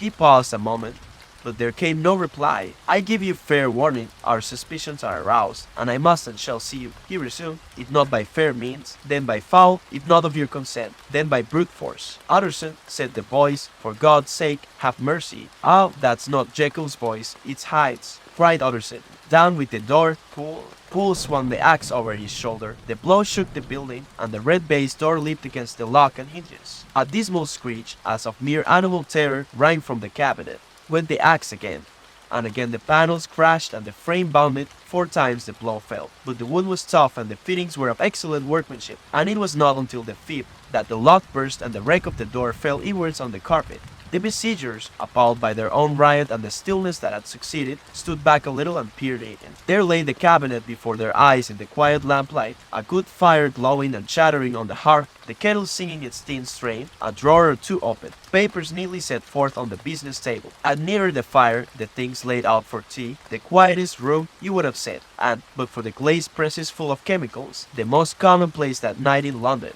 Eyed in the middle there lay the body of a man sorely contorted and still twitching.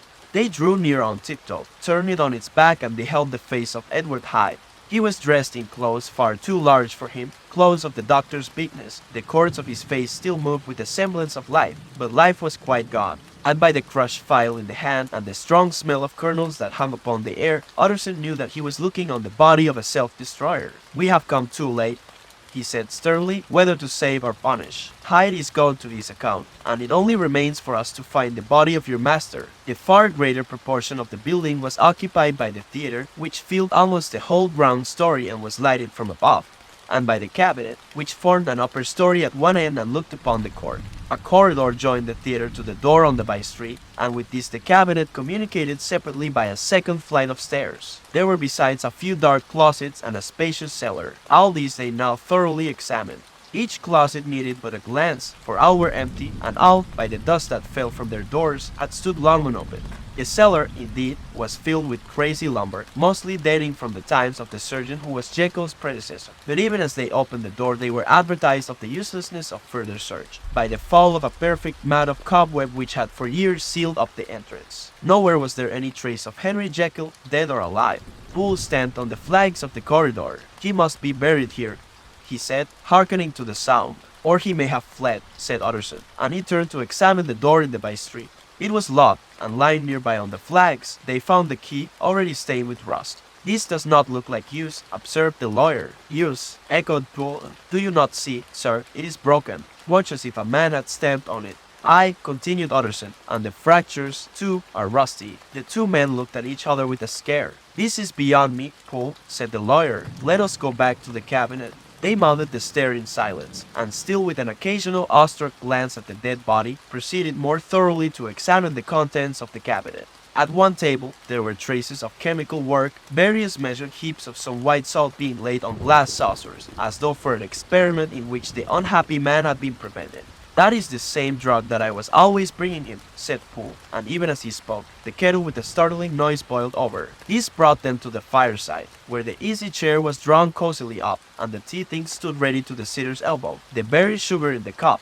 There were several books on a shelf. One lay beside the tea things open, and Utterson was amazed to find it a copy of a pious work, for which Jekyll had several times expressed a great esteem, annotated in his own hand with startling blasphemies. Next, in the course of their review of the chamber, the searchers came to the cheval glass, into whose depths they looked with an involuntary horror. But it was so turned as to show them nothing but the rosy glow playing on the roof, the fire sparkling in 100 repetitions along the glazed front of the presses, and their own pale and fearful countenances stooping to look in. "This glass has seen some strange things, sir," whispered Poole. "And surely none stranger than itself," echoed the lawyer in the same tones. "For what did Jekyll—" He caught himself up at the word with a start, and then conquering the weakness, what could Jekyll want with it? He said, "You may say that," said Poole. Next they turned to the business table. On the desk, among the neat array of papers, a large envelope was uppermost, and bore in the doctor's hand the name of Mr. Utterson. The lawyer unsealed it, and several enclosures fell to the floor. The first was a will, drawn in the same eccentric terms as the one which he had returned 6 months before, to serve as a testament in case of death and as a deed of gift in case of disappearance, but in place of the name of Edward Hyde. The lawyer, with indescribable amazement, read the name of Gabriel John Utterson. He looked at Poole, and then back at the paper, and last of all at the dead malefactor stretched upon the carpet. "My head goes round," he said. "He has been all these days in possession. He had no cause to like me. He must have raged to see himself displaced, and he has not destroyed this document." He caught up the next paper. It was a brief note in the doctor's hand and dated at the top. "Out Puel," the lawyer cried. "He was alive and here this day. He cannot have been disposed of in so short a space. He must be still alive. He must have fled. And then, why fled? And how, and in that case, can we venture to declare this suicide? Oh, we must be careful. I foresee that we may yet involve your master in some dire catastrophe." "Why don't you read it, sir?" asked Poole. "Because I fear," replied the lawyer solemnly. "God grant I have no cause for it." And with that he brought the paper to his eyes and read as follows: "My dear Utterson, when this shall fall into your hands, I shall have disappeared. Under what circumstances I have not the penetration to foresee, but my instinct and all the circumstances of my nameless situation tell me that the end is sure and must be early. Go then, and first read the narrative which Lanyon warned me he was to place in your hands, and if you care to hear more, turn to the confession of your unworthy and unhappy friend, Henry Jekyll." "There was a third enclosure," asked Utterson. "Here, sir," said Poole, and gave into his hands a considerable packet sealed in several places. The lawyer put it in his pocket. "I would say nothing of this paper. If your master has fled or is dead, we may at least save his credit." It is now 10. I must go home and read these documents in quiet, but I shall be back before midnight, when we shall send for the police. They went out, locking the door of the theater behind them, and Utterson, once more leaving the servants gathered about the fire in the hall, trudged back to his office to read the two narratives in which this mystery was now to be explained. Dr. Lannion's narrative on the 9th of January, now 4 days ago, I received by the evening delivery a registered envelope, addressed in the hand of my colleague and old school companion, Henry Jekyll. I was a good deal surprised by this, for we were by no means in the habit of correspondence. I had seen the man, dined with him, indeed, the night before, and I could imagine nothing in our intercourse that should justify formality of registration. The contents increased my wonder, for this is how the letter read, the 10th of December 18. Dear Lanyon, you are one of my oldest friends, and although we may have differed at times on scientific questions, I cannot remember, at least on my side, any break in our affection. There was never a day when, if you had said to me, Jekyll, my life, my honor, my reason, depend upon you, I would not have sacrificed my left hand to help you. Lanyon, my life, my honor, my reason, are all at your mercy. If you fail me tonight, I am lost. You might suppose, after this preface, that I am going to ask you for something dishonorable to grant. Judge for yourself. I want you to postpone all other engagements for tonight. Even if you were summoned to the bedside of an emperor, to take a cab, unless your carriage should be actually at the door, and with this letter in your hand for consultation, to drive straight to my house. Poole, my butler, has his orders. You will find him waiting your arrival with the locksmith. The door of my cabinet is then to be forced, and you are to go in alone, to open the glazed press on the left hand, breaking the lock if it be shut, and to draw out, with all its contents as they stand, the fourth drawer from the top or the third from the bottom. In my extreme distress of mind, I have a morbid fear of misdirecting you, but even if I am in error, you may know the right drawer by its contents, some others, a file and a paper book. This drawer I beg of you to carry back with you to Cavendish Square exactly as it stands. That is the first part of the service. Now for the second. You should be back, if you set out at once on the receipt of this, long before midnight, but I will leave you that amount of margin, not only in the fear of one of those obstacles that can neither be prevented nor foreseen, but because an hour when you're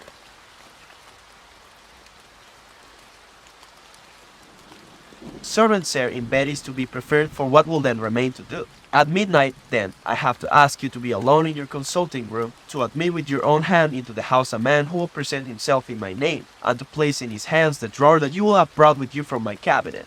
Then you will have played your part and earned my gratitude completely. 5 minutes afterwards, if you insist upon an explanation, you will have understood that these arrangements are of capital importance, and that by the neglect of one of them, fantastic as they must appear, you might have charged your conscience with my death or the shipwreck of my reason. Confident as I am that you will not trifle with this appeal, my heart sinks and my hand trembles at the bare thought of such a possibility. Think of me at this hour, in a strange place, laboring under a blackness of distress that no fancy can exaggerate, and yet well aware that, if you will but punctually serve me, my troubles will roll away like a story that is told. Serve me, my dear Lanyon and Savior friend, H.J. P.S. I had already sealed this up when a fresh terror struck upon my soul. It is possible that the post office may fail me, and this letter not come into your hands until tomorrow morning. In that case, dear Lanyon, do my errand when it shall be most convenient for you in the course of the day, and once more expect my messenger at midnight. It may then already be too late, and if that night passes without event, you will know that you have seen the last of Henry Jekyll. Upon the reading of this letter, I made sure my colleague was insane, but till that was proved beyond the possibility of doubt, I felt bound to do as he requested. The less I understood of this farrago, the less I was in a position to judge of its importance, and an appeal so worded could not be set aside without a grave responsibility. I rose accordingly from table, got into a hansom, and drove straight to Jekyll's house. The butler was awaiting my arrival. He had received by the same post as mine a registered letter of instruction, and had sent at once for a locksmith and a carpenter. The tradesmen came while we were yet speaking, and we moved in a body to old Dr. Denman's surgical theater, from which Jekyll's private cabinet is most conveniently entered.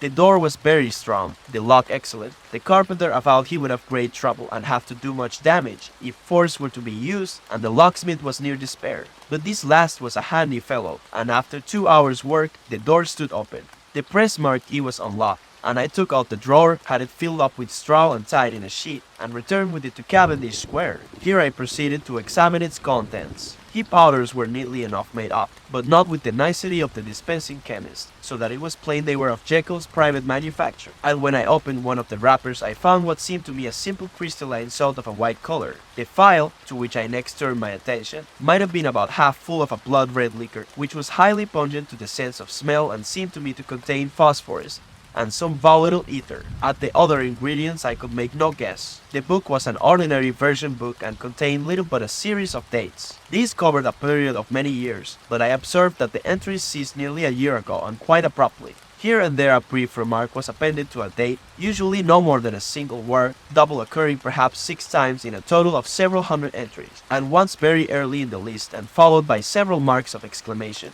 Total failure. All this, though it whetted my curiosity, told me little that was definite. Here were a phial of some salt, and the record of a series of experiments that had led to no end of practical usefulness. How could the presence of these articles in my house affect either the honor, the sanity, or the life of my flighty colleague?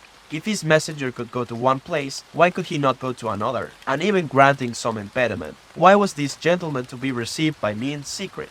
The more I reflected, the more convinced I grew that I was dealing with a case of cerebral disease, and though I dismissed my servants to bed, I loaded an old revolver that I might be found in some posture of self-defense. 12 o'clock had scarce run out over London, ere the knocker sounded very gently on the door. I went myself at the summons, and found a small man crouching against the pillars of the portico. "Are you come from Dr. Jekyll?" I asked.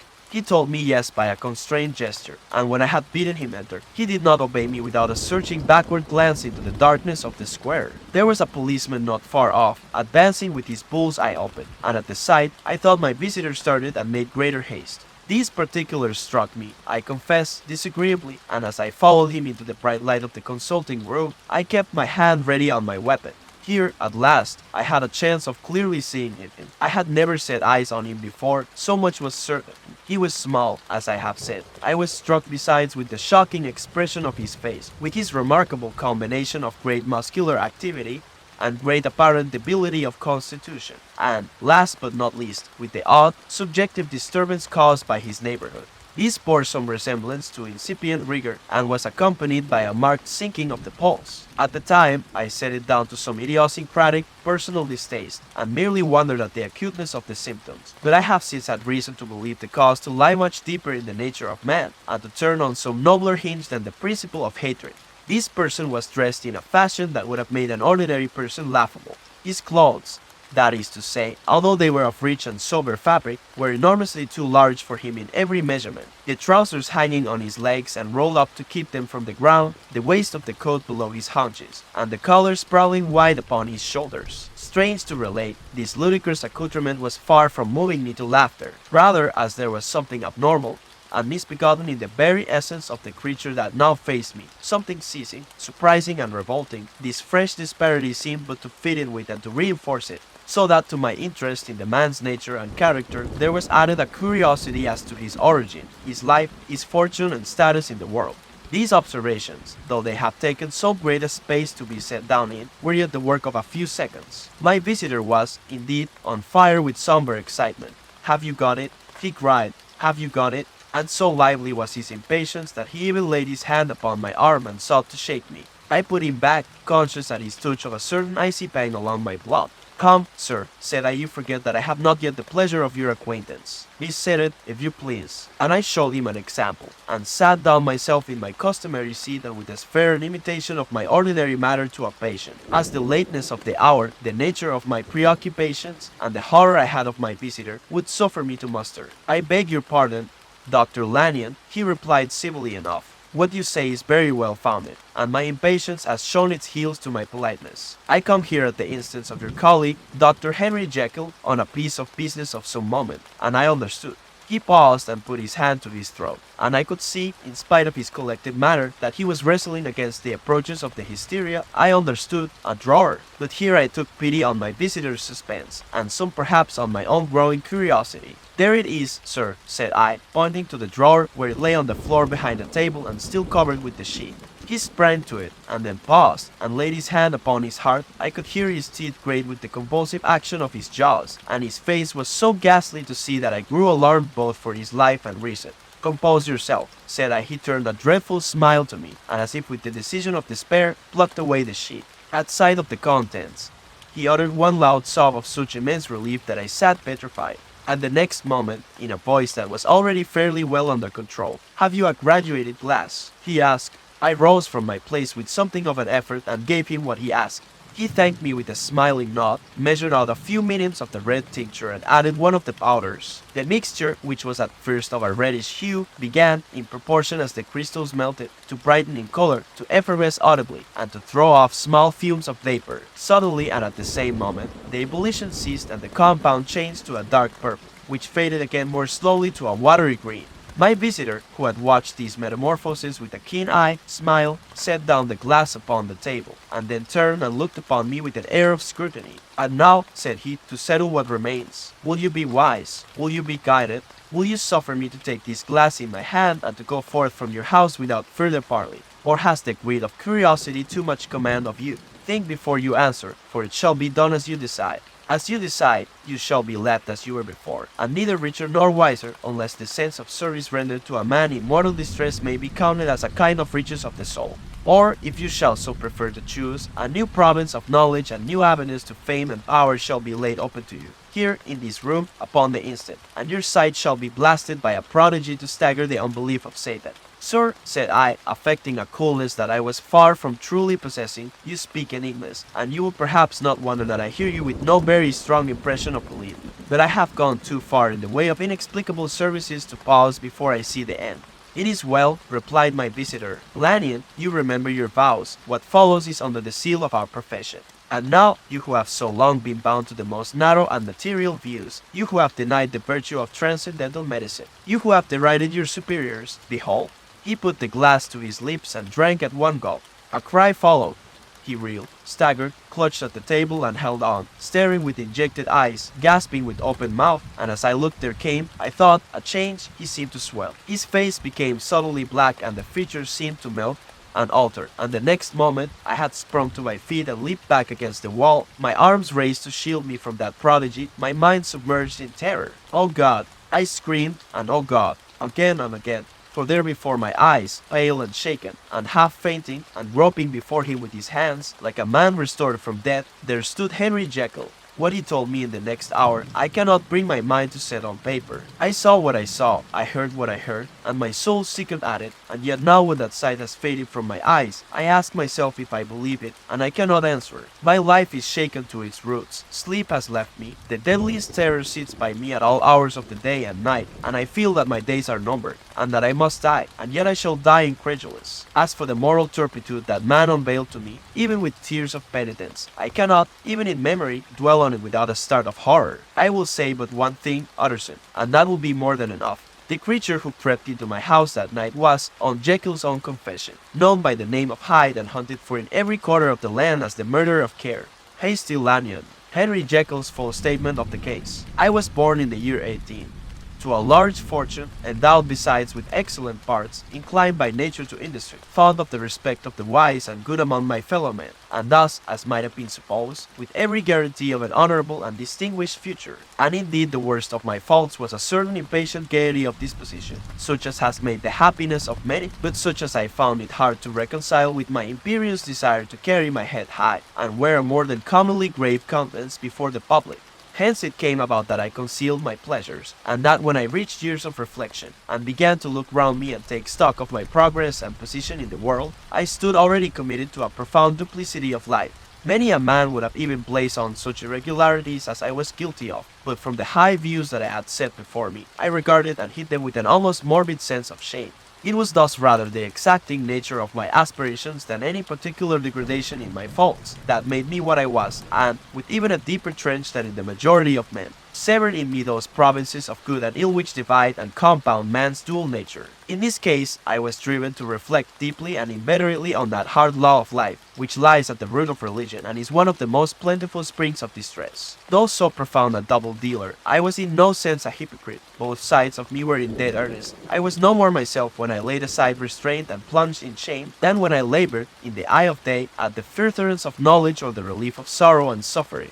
And it chanced that the direction of my scientific studies, which led wholly towards the mystic and the transcendental, reacted and shed a strong light on this consciousness of the perennial war among my members. With every day, and from both sides of my intelligence, the moral and the intellectual, I thus drew steadily nearer to that truth, by whose partial discovery I have been doomed to such a dreadful shipwreck, that man is not truly one, but truly two. I say two, because the state of my own knowledge does not pass beyond that point. Others will follow, others will outstrip me on the same lines, and I hazard the guess that man will be ultimately known for a mere polity of multifarious, incongruous, and independent denizens. I, for my part, from the nature of my life, advanced infallibly in one direction, and in one direction only. It was on the moral side, and in my own person, that I learned to recognize the thorough and primitive duality of man. I saw that, of the two natures that contended in the field of my consciousness, even if I could rightly be said to be either, it was only because I was radically both, and from an early date, even before the course of my scientific discoveries had begun to suggest the most naked possibility of such a miracle. I had learned to dwell with pleasure, as a beloved daydream, on the thought of the separation of these elements. If each, I told myself, could be housed in separate identities, life would be relieved of all that was unbearable. The unjust might go his way, delivered from the aspirations and remorse of his more upright twin, and the just could walk steadfastly and securely on his upward path, doing the good things in which he found his pleasure, and no longer exposed to disgrace and penitence by the hands of this extraneous evil. It was the curse of mankind that these incongruous faggots were thus bound together, that in the agonized womb of consciousness, these polar twins should be continuously struggling. How, then, were they dissociated? I was so far in my reflections when, as I have said, a side light began to shine upon the subject from the laboratory table. I began to perceive more deeply than it has ever yet been stated the trembling immateriality, the mist-like transience, of this seemingly so solid body in which we walk attired. Certain agents I found to have the power to shake and pluck back that fleshly vestment, even as a wind might toss the curtains of a pavilion. For two good reasons, I will not enter deeply into this scientific branch of my confession.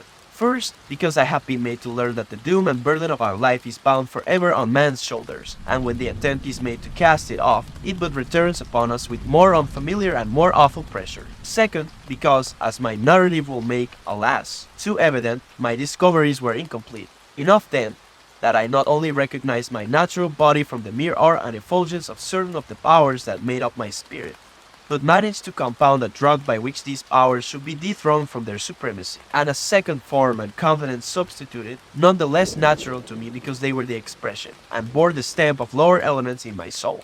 I hesitated long before I put this theory to the test of practice. I knew well that I risked death, for any drug that so potently controlled and shook the very fortress of identity might, by the least scruple of an overdose or at the least inopportunity in the moment of exhibition, utterly blot out that immaterial tabernacle which I looked to it to change. But the temptation of a discovery so singular and profound at last overcame the suggestions of alarm.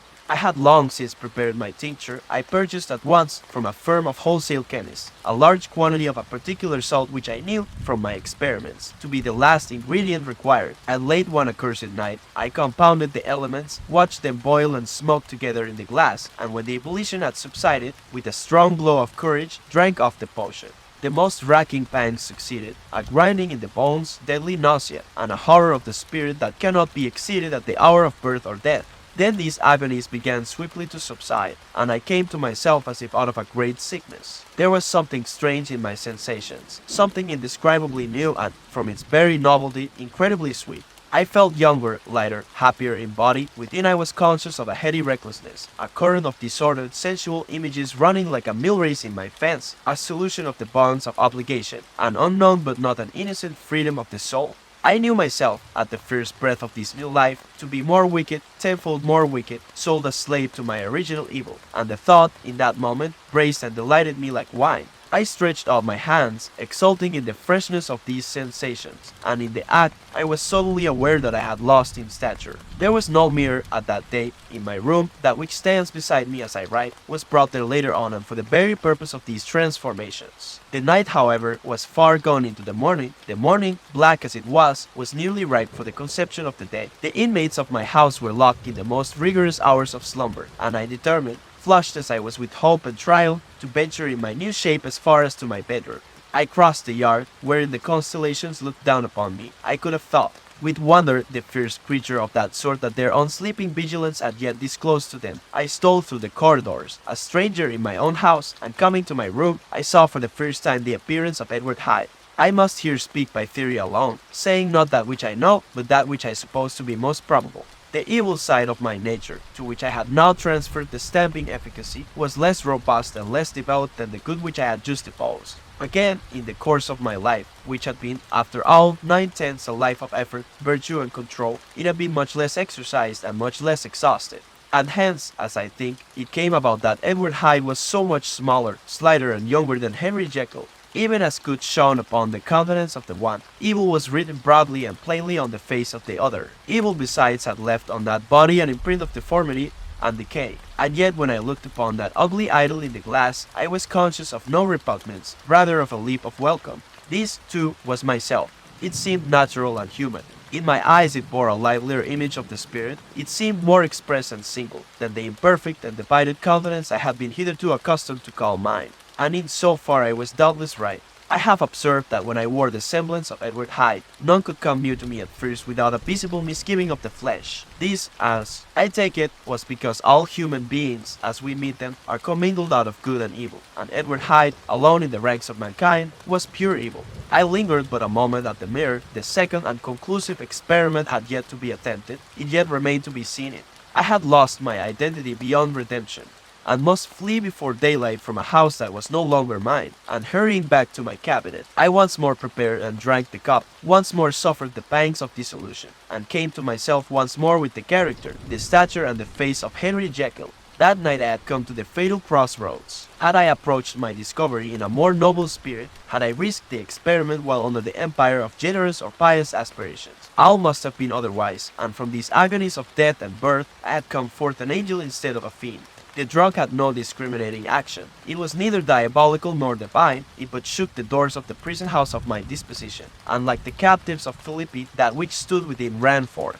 At that time my virtue slumbered. My evil, kept awake by ambition, was alert and swift to seize the occasion, and the thing that was projected was Edward Hyde. Hence, although I had now two characters as well as two appearances, one was wholly evil, and the other was still the old Henry Jekyll, that incongruous compound of whose reformation and improvement I had already learned to despair. The movement was thus wholly toward the worse. Even at that time, I had not conquered my aversions to the dryness of a life of study. I would still be merrily disposed at times, and as my pleasures were undignified, and I was not only well known and highly considered, but growing towards the elderly man, this incoherency of my life was daily growing more unwelcome. It was on this side that my new power tempted me until I fell in slavery. I had but to drink the cup, to doff at once the body of the noted professor, and to assume, like a thick cloak, that of Edward Hyde. I smiled at the notion. It seemed to me at the time to be humorous, and I made my preparations with the most studious care. I took and furnished that house in Soho, to which Hyde was tracked by the police, and engaged as a housekeeper a creature who, I knew well to be silent and unscrupulous. On the other side, I announced to my servants that a Mr. Hyde was to have full liberty and power about my house in the square, and to parry mishaps. I even called and made myself a familiar object, in my second character. I next drew up that will to which you so much objected, so that if anything befell me in the person of Dr. Jekyll, I could enter on that of Edward Hyde without pecuniary loss. And thus fortified, as I supposed, on every side, I began to profit by the strange immunities of my position. Men had before hired bravos to transact their crimes, while their own person and reputation sat under shelter. I was the first that ever did so for his pleasures. I was the first that could plot in the public eye with a load of genial respectability, and in a moment, like a schoolboy, strip off these lendings and spring headlong into the sea of liberty. But for me, in my impenetrable mantle, the safety was complete. Think of it, I did not even exist. Let me but escape into my laboratory door, give me but a second or two to mix and swallow the draught that I had always standing ready, and whatever he had done, Edward Hyde would pass away like the stain of breath upon a mirror, and there in his stead, quietly at home, trimming the midnight lamp in his study, a man who could afford to laugh at suspicion, would be Henry Jekyll. The pleasures which I made haste to seek in my disguise were, as I have said, undignified. I would scarce use a harder term, but in the hands of Edward Hyde, they soon began to turn toward the monstrous. When I would come back from these excursions, I was often plunged into a kind of wonder at my vicarious depravity. This familiar that I called out of my own soul, and sent forth alone to do his good pleasure, was a being inherently malign and villainous, his every act and thought centered on self, drinking pleasure with bestial avidity from any degree of torture to another, relentless like a man of stone. Henry Jekyll stood at times aghast before the acts of Edward Hyde, but the situation was apart from ordinary laws, and insidiously relaxed the grasp of conscience. It was Hyde, after all, and Hyde alone, that was guilty. Jekyll was no worse. He woke again to his good qualities seemingly unimpaired. He would even make haste, where it was possible, to undo the evil done by Hyde, and thus his conscience slumbered. Into the details of the infamy at which I thus connived I have no design of entering. I mean but to point out the warnings and the successive steps with which my chastisement approached. I met with one accident which, as it brought on no consequence, I shall no more than mention. An act of cruelty to a child aroused against me the anger of a passer-by, whom I recognized the other day in the person of your kinsman. The doctor and the child's family joined him. There were moments when I feared for my life, and at last, in order to pacify their too just resentment, Edward Hyde had to bring them to the door and pay them in a check drawn in the name of Henry Jekyll. But this danger was easily eliminated from the future by opening an account at another bank in the name of Edward Hyde himself, and when, by sloping my own hand backward, I had supplied my double with a signature, I thought I sat beyond the reach of fate. Some 2 months before the murder of Sir Danvers, I had been out for one of my adventures, had returned at a late hour, and woke the next day in bed with somewhat odd sensations. It was in vain I looked about me, in vain I saw the decent furniture and tall proportions of my room in the square, in vain that I recognized the pattern of the bed curtains and the design of the mahogany frame. Something still kept insisting that I was not where I was, that I had not wakened where I seemed to be, but in the little room in Soho where I was accustomed to sleep in the body of Edward Hyde.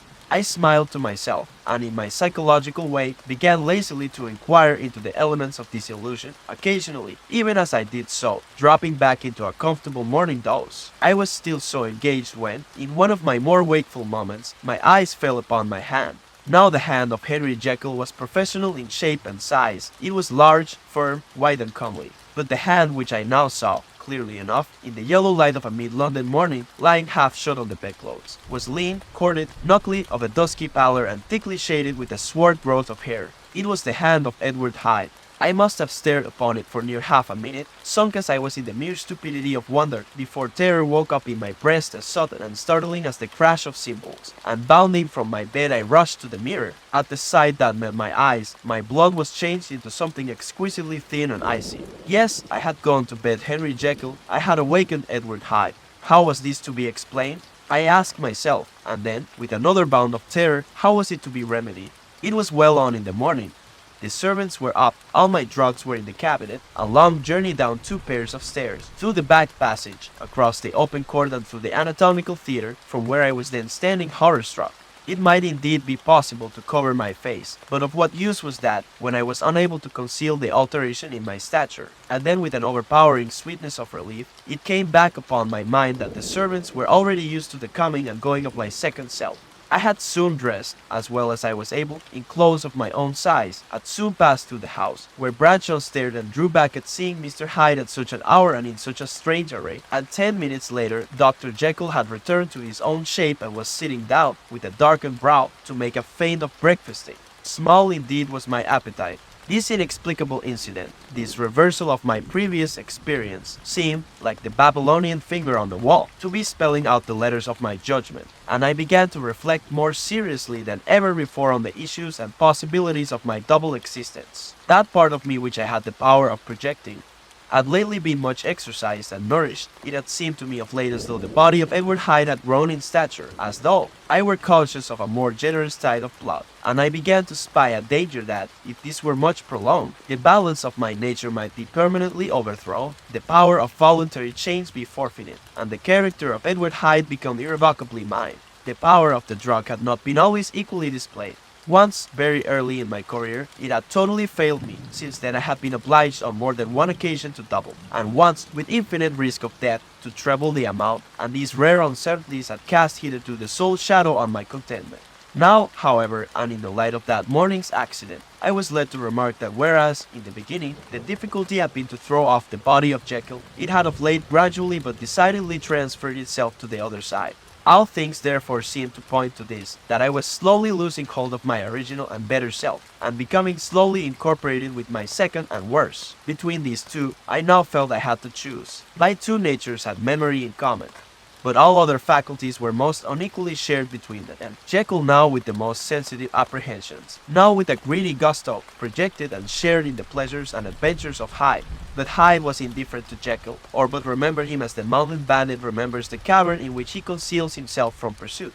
Jekyll had more than a father's interest, Hyde had more than a son's indifference. To cast in my lot with Jekyll was to die to those appetites which I had long secretly indulged and had of late begun to pamper. To cast it in with Hyde was to die to 1,000 interests and aspirations, and to become, at a blow and forever, despised and friendless. The bargain might appear unequal, but there was still another consideration in the scales, for while Jekyll would suffer smartingly in the fires of abstinence, Hyde would be not even conscious of all that he had lost. Strange as my circumstances were, the terms of this debate are as old and commonplace as man. Much the same inducements and alarms cast the die for any tempted and trembling sinner, and it fell out with me, as it falls with so vast a majority of my fellows, that I chose the better part and was found wanting in the strength to keep to it.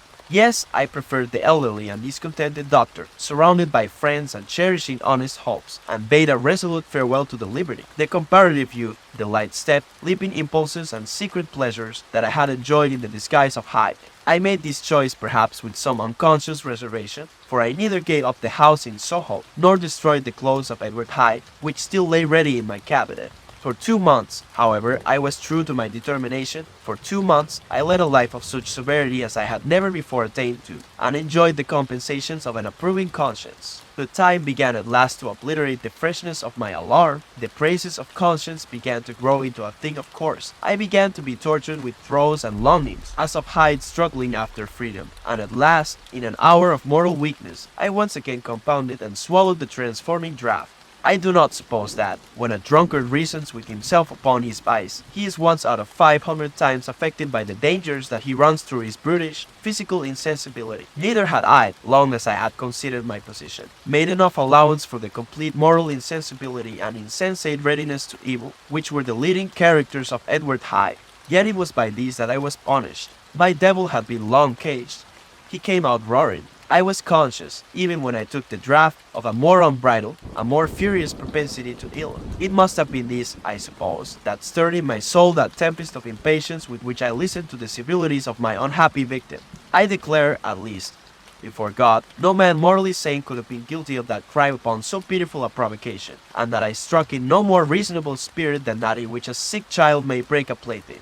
But I had voluntarily stripped myself of all those balancing instincts by which even the worst of us continues to walk with some degree of steadiness among temptations, and in my case, to be tempted, however slightly, was to fall. Instantly the spirit of hell awoke in me and raged. With a transport of glee, I mount the unresisting body, tasting delight from every blow, and it was not till weariness had begun to succeed that I was suddenly, in the top fit of my delirium, struck through the heart by a cold thrill of terror. A mist dispersed, I saw my life to be forfeit, and fled from the scene of these excesses, at once glorying and trembling, my lust of evil gratified and stimulated, my love of life screwed to the topmost peg. I ran to the house in Soho, and destroyed my papers. Thence I set out through the lamplit streets, in the same divided ecstasy of mind, gloating on my crime, lightheadedly devising others in the future, and yet still hastening and still hearkening in my wait for the steps of the avenger. Hyde had a song upon his lips as he compounded the draught, and as he drank it, pledged the dead man. The pangs of transformation had not done tearing it, before Henry Jekyll, with streaming tears of gratitude and remorse, had fallen upon his knees and lifted his clasped hands to God. The veil of self-indulgence was rent from head to foot. I saw my life as a whole. I followed it up from the days of childhood, when I had walked with my father's hand, and through the self-denying toils of my professional life, to arrive again and again, with the same sense of unreality, at the damned horrors of the evening. I could have screamed aloud. I sought with tears and prayers to smother down the crowd of hideous images and sounds with which my memory swarmed against me, and still, between the petitions, the ugly face of my iniquity stared into my soul. As the acuteness of this remorse began to die away, it was succeeded by a sense of joy. The problem of my conduct was solved. Hyde was thenceforth impossible. Whether I would or not, I was now confined to the better part of my existence, and oh, how I rejoiced to think of it. With what willing humility I embraced anew the restrictions of natural life. With what sincere renunciation I locked the door by which I had so often gone and come, and ground the key under my heel. The next day came the news that the murder had not been overlooked, that the guilt of Hyde was patent to the world, and that the victim was a man high in public estimation. It was not only a crime, it had been a tragic folly. I think I was glad to know it. I think I was glad to have my better impulses thus buttressed and guarded by the terrors of the scaffold. Jekyll was now my city of refuge. Let but Hyde peep out an instant, and the hands of all men would be raised to take and slay it. I resolved in my future conduct to redeem the past, and I can say with honesty that my resolve was fruitful of some good. You know yourself how earnestly, in the last months of the last year, I labored to relieve suffering. You know that much was done for others, and that the days passed quietly, almost happily for myself. Nor can I truly say that I wearied of this beneficent, an innocent life. I think instead that I daily enjoyed it more completely, but I was still cursed with my duality of purpose, and as the fierce edge of my penitence wore off, the lower side of me, so long indulged, so recently chained down, began to growl for license. Not that I dreamed of resuscitating Hyde. The bare idea of that would startle me to frenzy. No, it was in my own person that I was once more tempted to trifle with my conscience, and it was as an ordinary secret sinner that I at last fell before the assaults of temptation. There comes an end to all things. The most capacious measure is filled at last, and this brief condescension to my evil finally destroyed the balance of my soul. And yet I was not alarmed. The fall seemed natural, like a return to the old days before I had made my discovery. It was a fine, clear, January day, wet underfoot where the frost had melted, but cloudless overhead, and the Regent's Park was full of winter chirrupings and sweet with spring odors. I sat in the sun on a bench, the animal within me licking the chops of memory, the spiritual side a little drowsed, promising subsequent penitence, but not yet moved to begin. After all, I reflected, I was like my neighbors, and then I smiled, comparing myself with other men, comparing my active goodwill with the lazy cruelty of their neglect. And at the very moment of that vainglorious thought, a qualm came over me, a horrid nausea and the most deadly shuddering. These passed away, and left me faint, and then as in its turn faintness subsided, I began to be aware of a change in the temper of my thoughts, a greater boldness, a contempt of danger, a solution of the bonds of obligation. I looked down, my clothes hung formlessly on my shrunken limbs, the hand that lay on my knee was corded and hairy. I was once more Edward Hyde. A moment before I had been safe of all men's respect, wealthy, beloved, the cloth laying for me in the dining room at home, and now I was the common quarry of mankind, hunted, houseless, a known murderer, thrown to the gallows. My reason wavered, but it did not fail me utterly. I have more than once observed that in my second character, my faculties seemed sharpened to a point and my spirits more tensely elastic. Thus it came about that, where Jekyll perhaps might have succumbed, Hyde rose to the importance of the moment. My drugs were in one of the presses of my cabinet. How was I to reach them? That was the problem that I set myself to solve. The laboratory door I had closed. If I sought to enter by the house, my own servants would consign me to the gallows. I saw I must employ another hand, and thought of Lanyon. How was he to be reached? How persuaded? Supposing that I escaped capture in the streets, how was I to make my way into his presence? And how should I, an unknown and displeasing visitor, prevail on the famous physician to rifle the study of his colleague, Dr. Jekyll? Then I remembered that of my original character, one part remained to me. I could write my own hand, and once I had conceived that kindling spark, the way that I must follow became lighted up from end to end. Thereupon, I arranged my clothes as best I could, and summoning a passing hansom, drove to an hotel in Portland Street, the name of which I chanced to remember. At my appearance, the driver could not conceal his mirth. I gnashed my teeth upon him with a gust of devilish fury, and the smile withered from his face, happily for him, yet more happily for myself, for in another instant I had certainly dragged him from his perch. At the inn, as I entered, I looked about me with so black a countenance as made the attendants tremble. Not a look did they exchange in my presence, but obsequiously took my orders, led me to a private room, and brought me wherewithal to write. Hyde in danger of his life was a creature new to me, shaken with inordinate anger, strung to the pitch of murder, lusting to inflict pain. Yet the creature was astute, mastered his fury with a great effort of the will, composed his two important letters, one to Lanyon and one to Poole, and that he might receive actual evidence of their being posted, sent them out with directions that they should be registered. Thenceforward, he sat all day over the fire in the private room, gnawing his nails. There he dined, sitting alone with his fears, the waiter visibly quailing before his eye. And thence, when the night was fully come, he set forth in the corner of a closed cab, and was driven to and fro about the streets of the city. He, I say, I cannot say, that child of hell had nothing human, nothing lived in him but fear and hatred. And when at last, thinking the driver had begun to grow suspicious, he discharged the cab and ventured on foot, attired in his misfitting clothes, an object marked out for observation, into the midst of the nocturnal passengers, these two base passions raged within him like a tempest. He walked fast, hunted by his fears, chattering to himself, skulking through the less frequented thoroughfares, counting the minutes that still divided him from midnight. Once a woman spoke to him, offering, I think, a box of lights. He smote her in the face, and she fled. When I came to myself at Lanyon's, the horror of my old friend perhaps affected me somewhat. I do not know, it was at least but a drop in the sea to the abhorrence with which I looked back upon these hours. A change had come over me. It was no longer the fear of the gallows, it was the horror of being Hyde that racked me. I received Lanyon's condemnation partly in a dream. It was partly in a dream that I came home to my own house and got into bed. I slept after the prostration of the day with a stringent and profound slumber which not even the nightmares that wrung me could avail to break. I awoke in the morning shaken, weakened, but refreshed. I still hated and feared the thought of the brute that slept within me, and I had not of course forgotten the appalling dangers of the day before. But I was once more at home, in my own house and close to my drugs, and gratitude for my escape shone so strong in my soul that it almost rivaled the brightness of hope.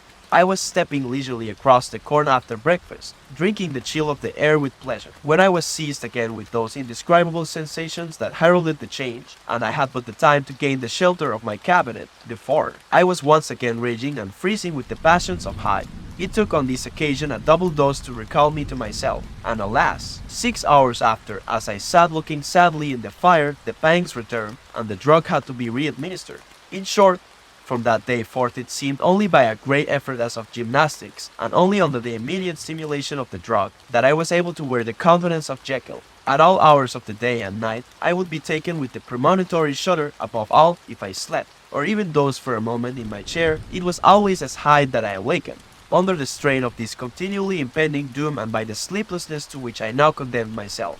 Even beyond what I had thought possible to man. I became, in my own person, a creature eaten up and emptied by fever, languidly weak both in body and mind, and solely occupied by one thought, the horror of my other self. But when I slept, or when the virtue of the medicine wore off, I would leap almost without transition into the possession of a fancy brimming with images of terror, a soul boiling with causeless hatreds, and a body that seemed not strong enough to contain the raging energies of life. The powers of Hyde seemed to have grown with the sickliness of Jekyll, and certainly the hate that now divided them was equal on each side. With Jekyll, it was a thing of vital instinct. He had now seen the full deformity of that creature that shared with him some of the phenomena of consciousness, and was co-heir with him to death, and beyond these links of community, which in themselves made the most poignant part of his distress, he thought of Hyde, for all his energy of life, as of something not only hellish but inorganic. This was the shocking thing, that the slime of the pit seemed to utter cries and voices, that the amorphous dust gesticulated and seemed that what was dead, and had no shape, should usurp the offices of life. And this again, that insurgent horror was knit to him closer than a wife, closer than an eye, like caged in his flesh, where he heard it mutter and felt it struggle to be born, and at every hour of weakness, and in the confidence of slumber, prevailed against him, and deposed him out of life. The hatred of Hyde for Jekyll was of a different order. His terror of the gallows drove him continually to commit temporary suicide, and return to his subordinate station of a part instead of a person. But he loathed the necessity. He loathed the despondency into which Jekyll was now fallen, and he resented the dislike with which he was himself regarded. Hence the ape-like tricks that he would play me, scrawling in my own hand blasphemies on the pages of my books, burning the letters and destroying the portrait of my father, and indeed, had it not been for his fear of death, He would long ago have ruined himself in order to involve me in the ruin. But his love of me is wonderful. I go further, I, who sicken and freeze at the mere thought of him, when I recall the abjection and passion of this attachment, and when I know how he fears my power to cut him off by suicide, I find it in my heart to pity him. It is useless, and the time awfully fails me, to prolong this description. No one has ever suffered such torments, let that suffice. And yet even to these, have it brought, no, not alleviation, but a certain callousness of soul, a certain acquiescence of despair, and my punishment might have gone on for years, but for the last calamity which has now fallen, and which has finally severed me from my own face and nature. My provision of the salt, which had never been renewed since the date of the first experiment, began to run low. I sent out for a fresh supply and mixed the draught. The ebullition followed, and the first change of color not the second. I drank it, and it was without efficiency. You will learn from Poole how I have had London ransacked. It was in vain, and I am now persuaded that my first supply was impure, and that it was that unknown impurity which lent efficacy to the draught. About a week has passed, and I am now finishing this statement under the influence of the last of the old powders. This, then, is the last time, short of a miracle, that Henry Jekyll can think his own thoughts or see his own face in the glass. Nor must I delay too long to bring my writing to an end, for if my narrative has hitherto escaped destruction, it has been by a combination of great prudence and great good luck. Should the throes of change take me in the act of writing it, Hyde will tear it in pieces, but if some time shall have elapsed after I have laid it by, his wonderful selfishness and circumscription to the moment will probably save it once again from the action of his apex spite. And indeed the doom that is closing on us both has already changed and crushed it. Half an hour from now, when I shall again and forever redo that hated personality, I know how I shall sit shuddering and weeping in my chair, or continue, with the most strained and fear-struck ecstasy of listening, to pace up and down this room and give ear to every sound of menace. Will Hyde die upon the scaffold, or will he find courage to release himself at the last moment? God knows I am careless. This is my true hour of death, and what is to follow concerns another than myself. Here then, as I lay down the pen and proceed to seal up my confession, I bring the life of that unhappy Henry Jekyll to an end.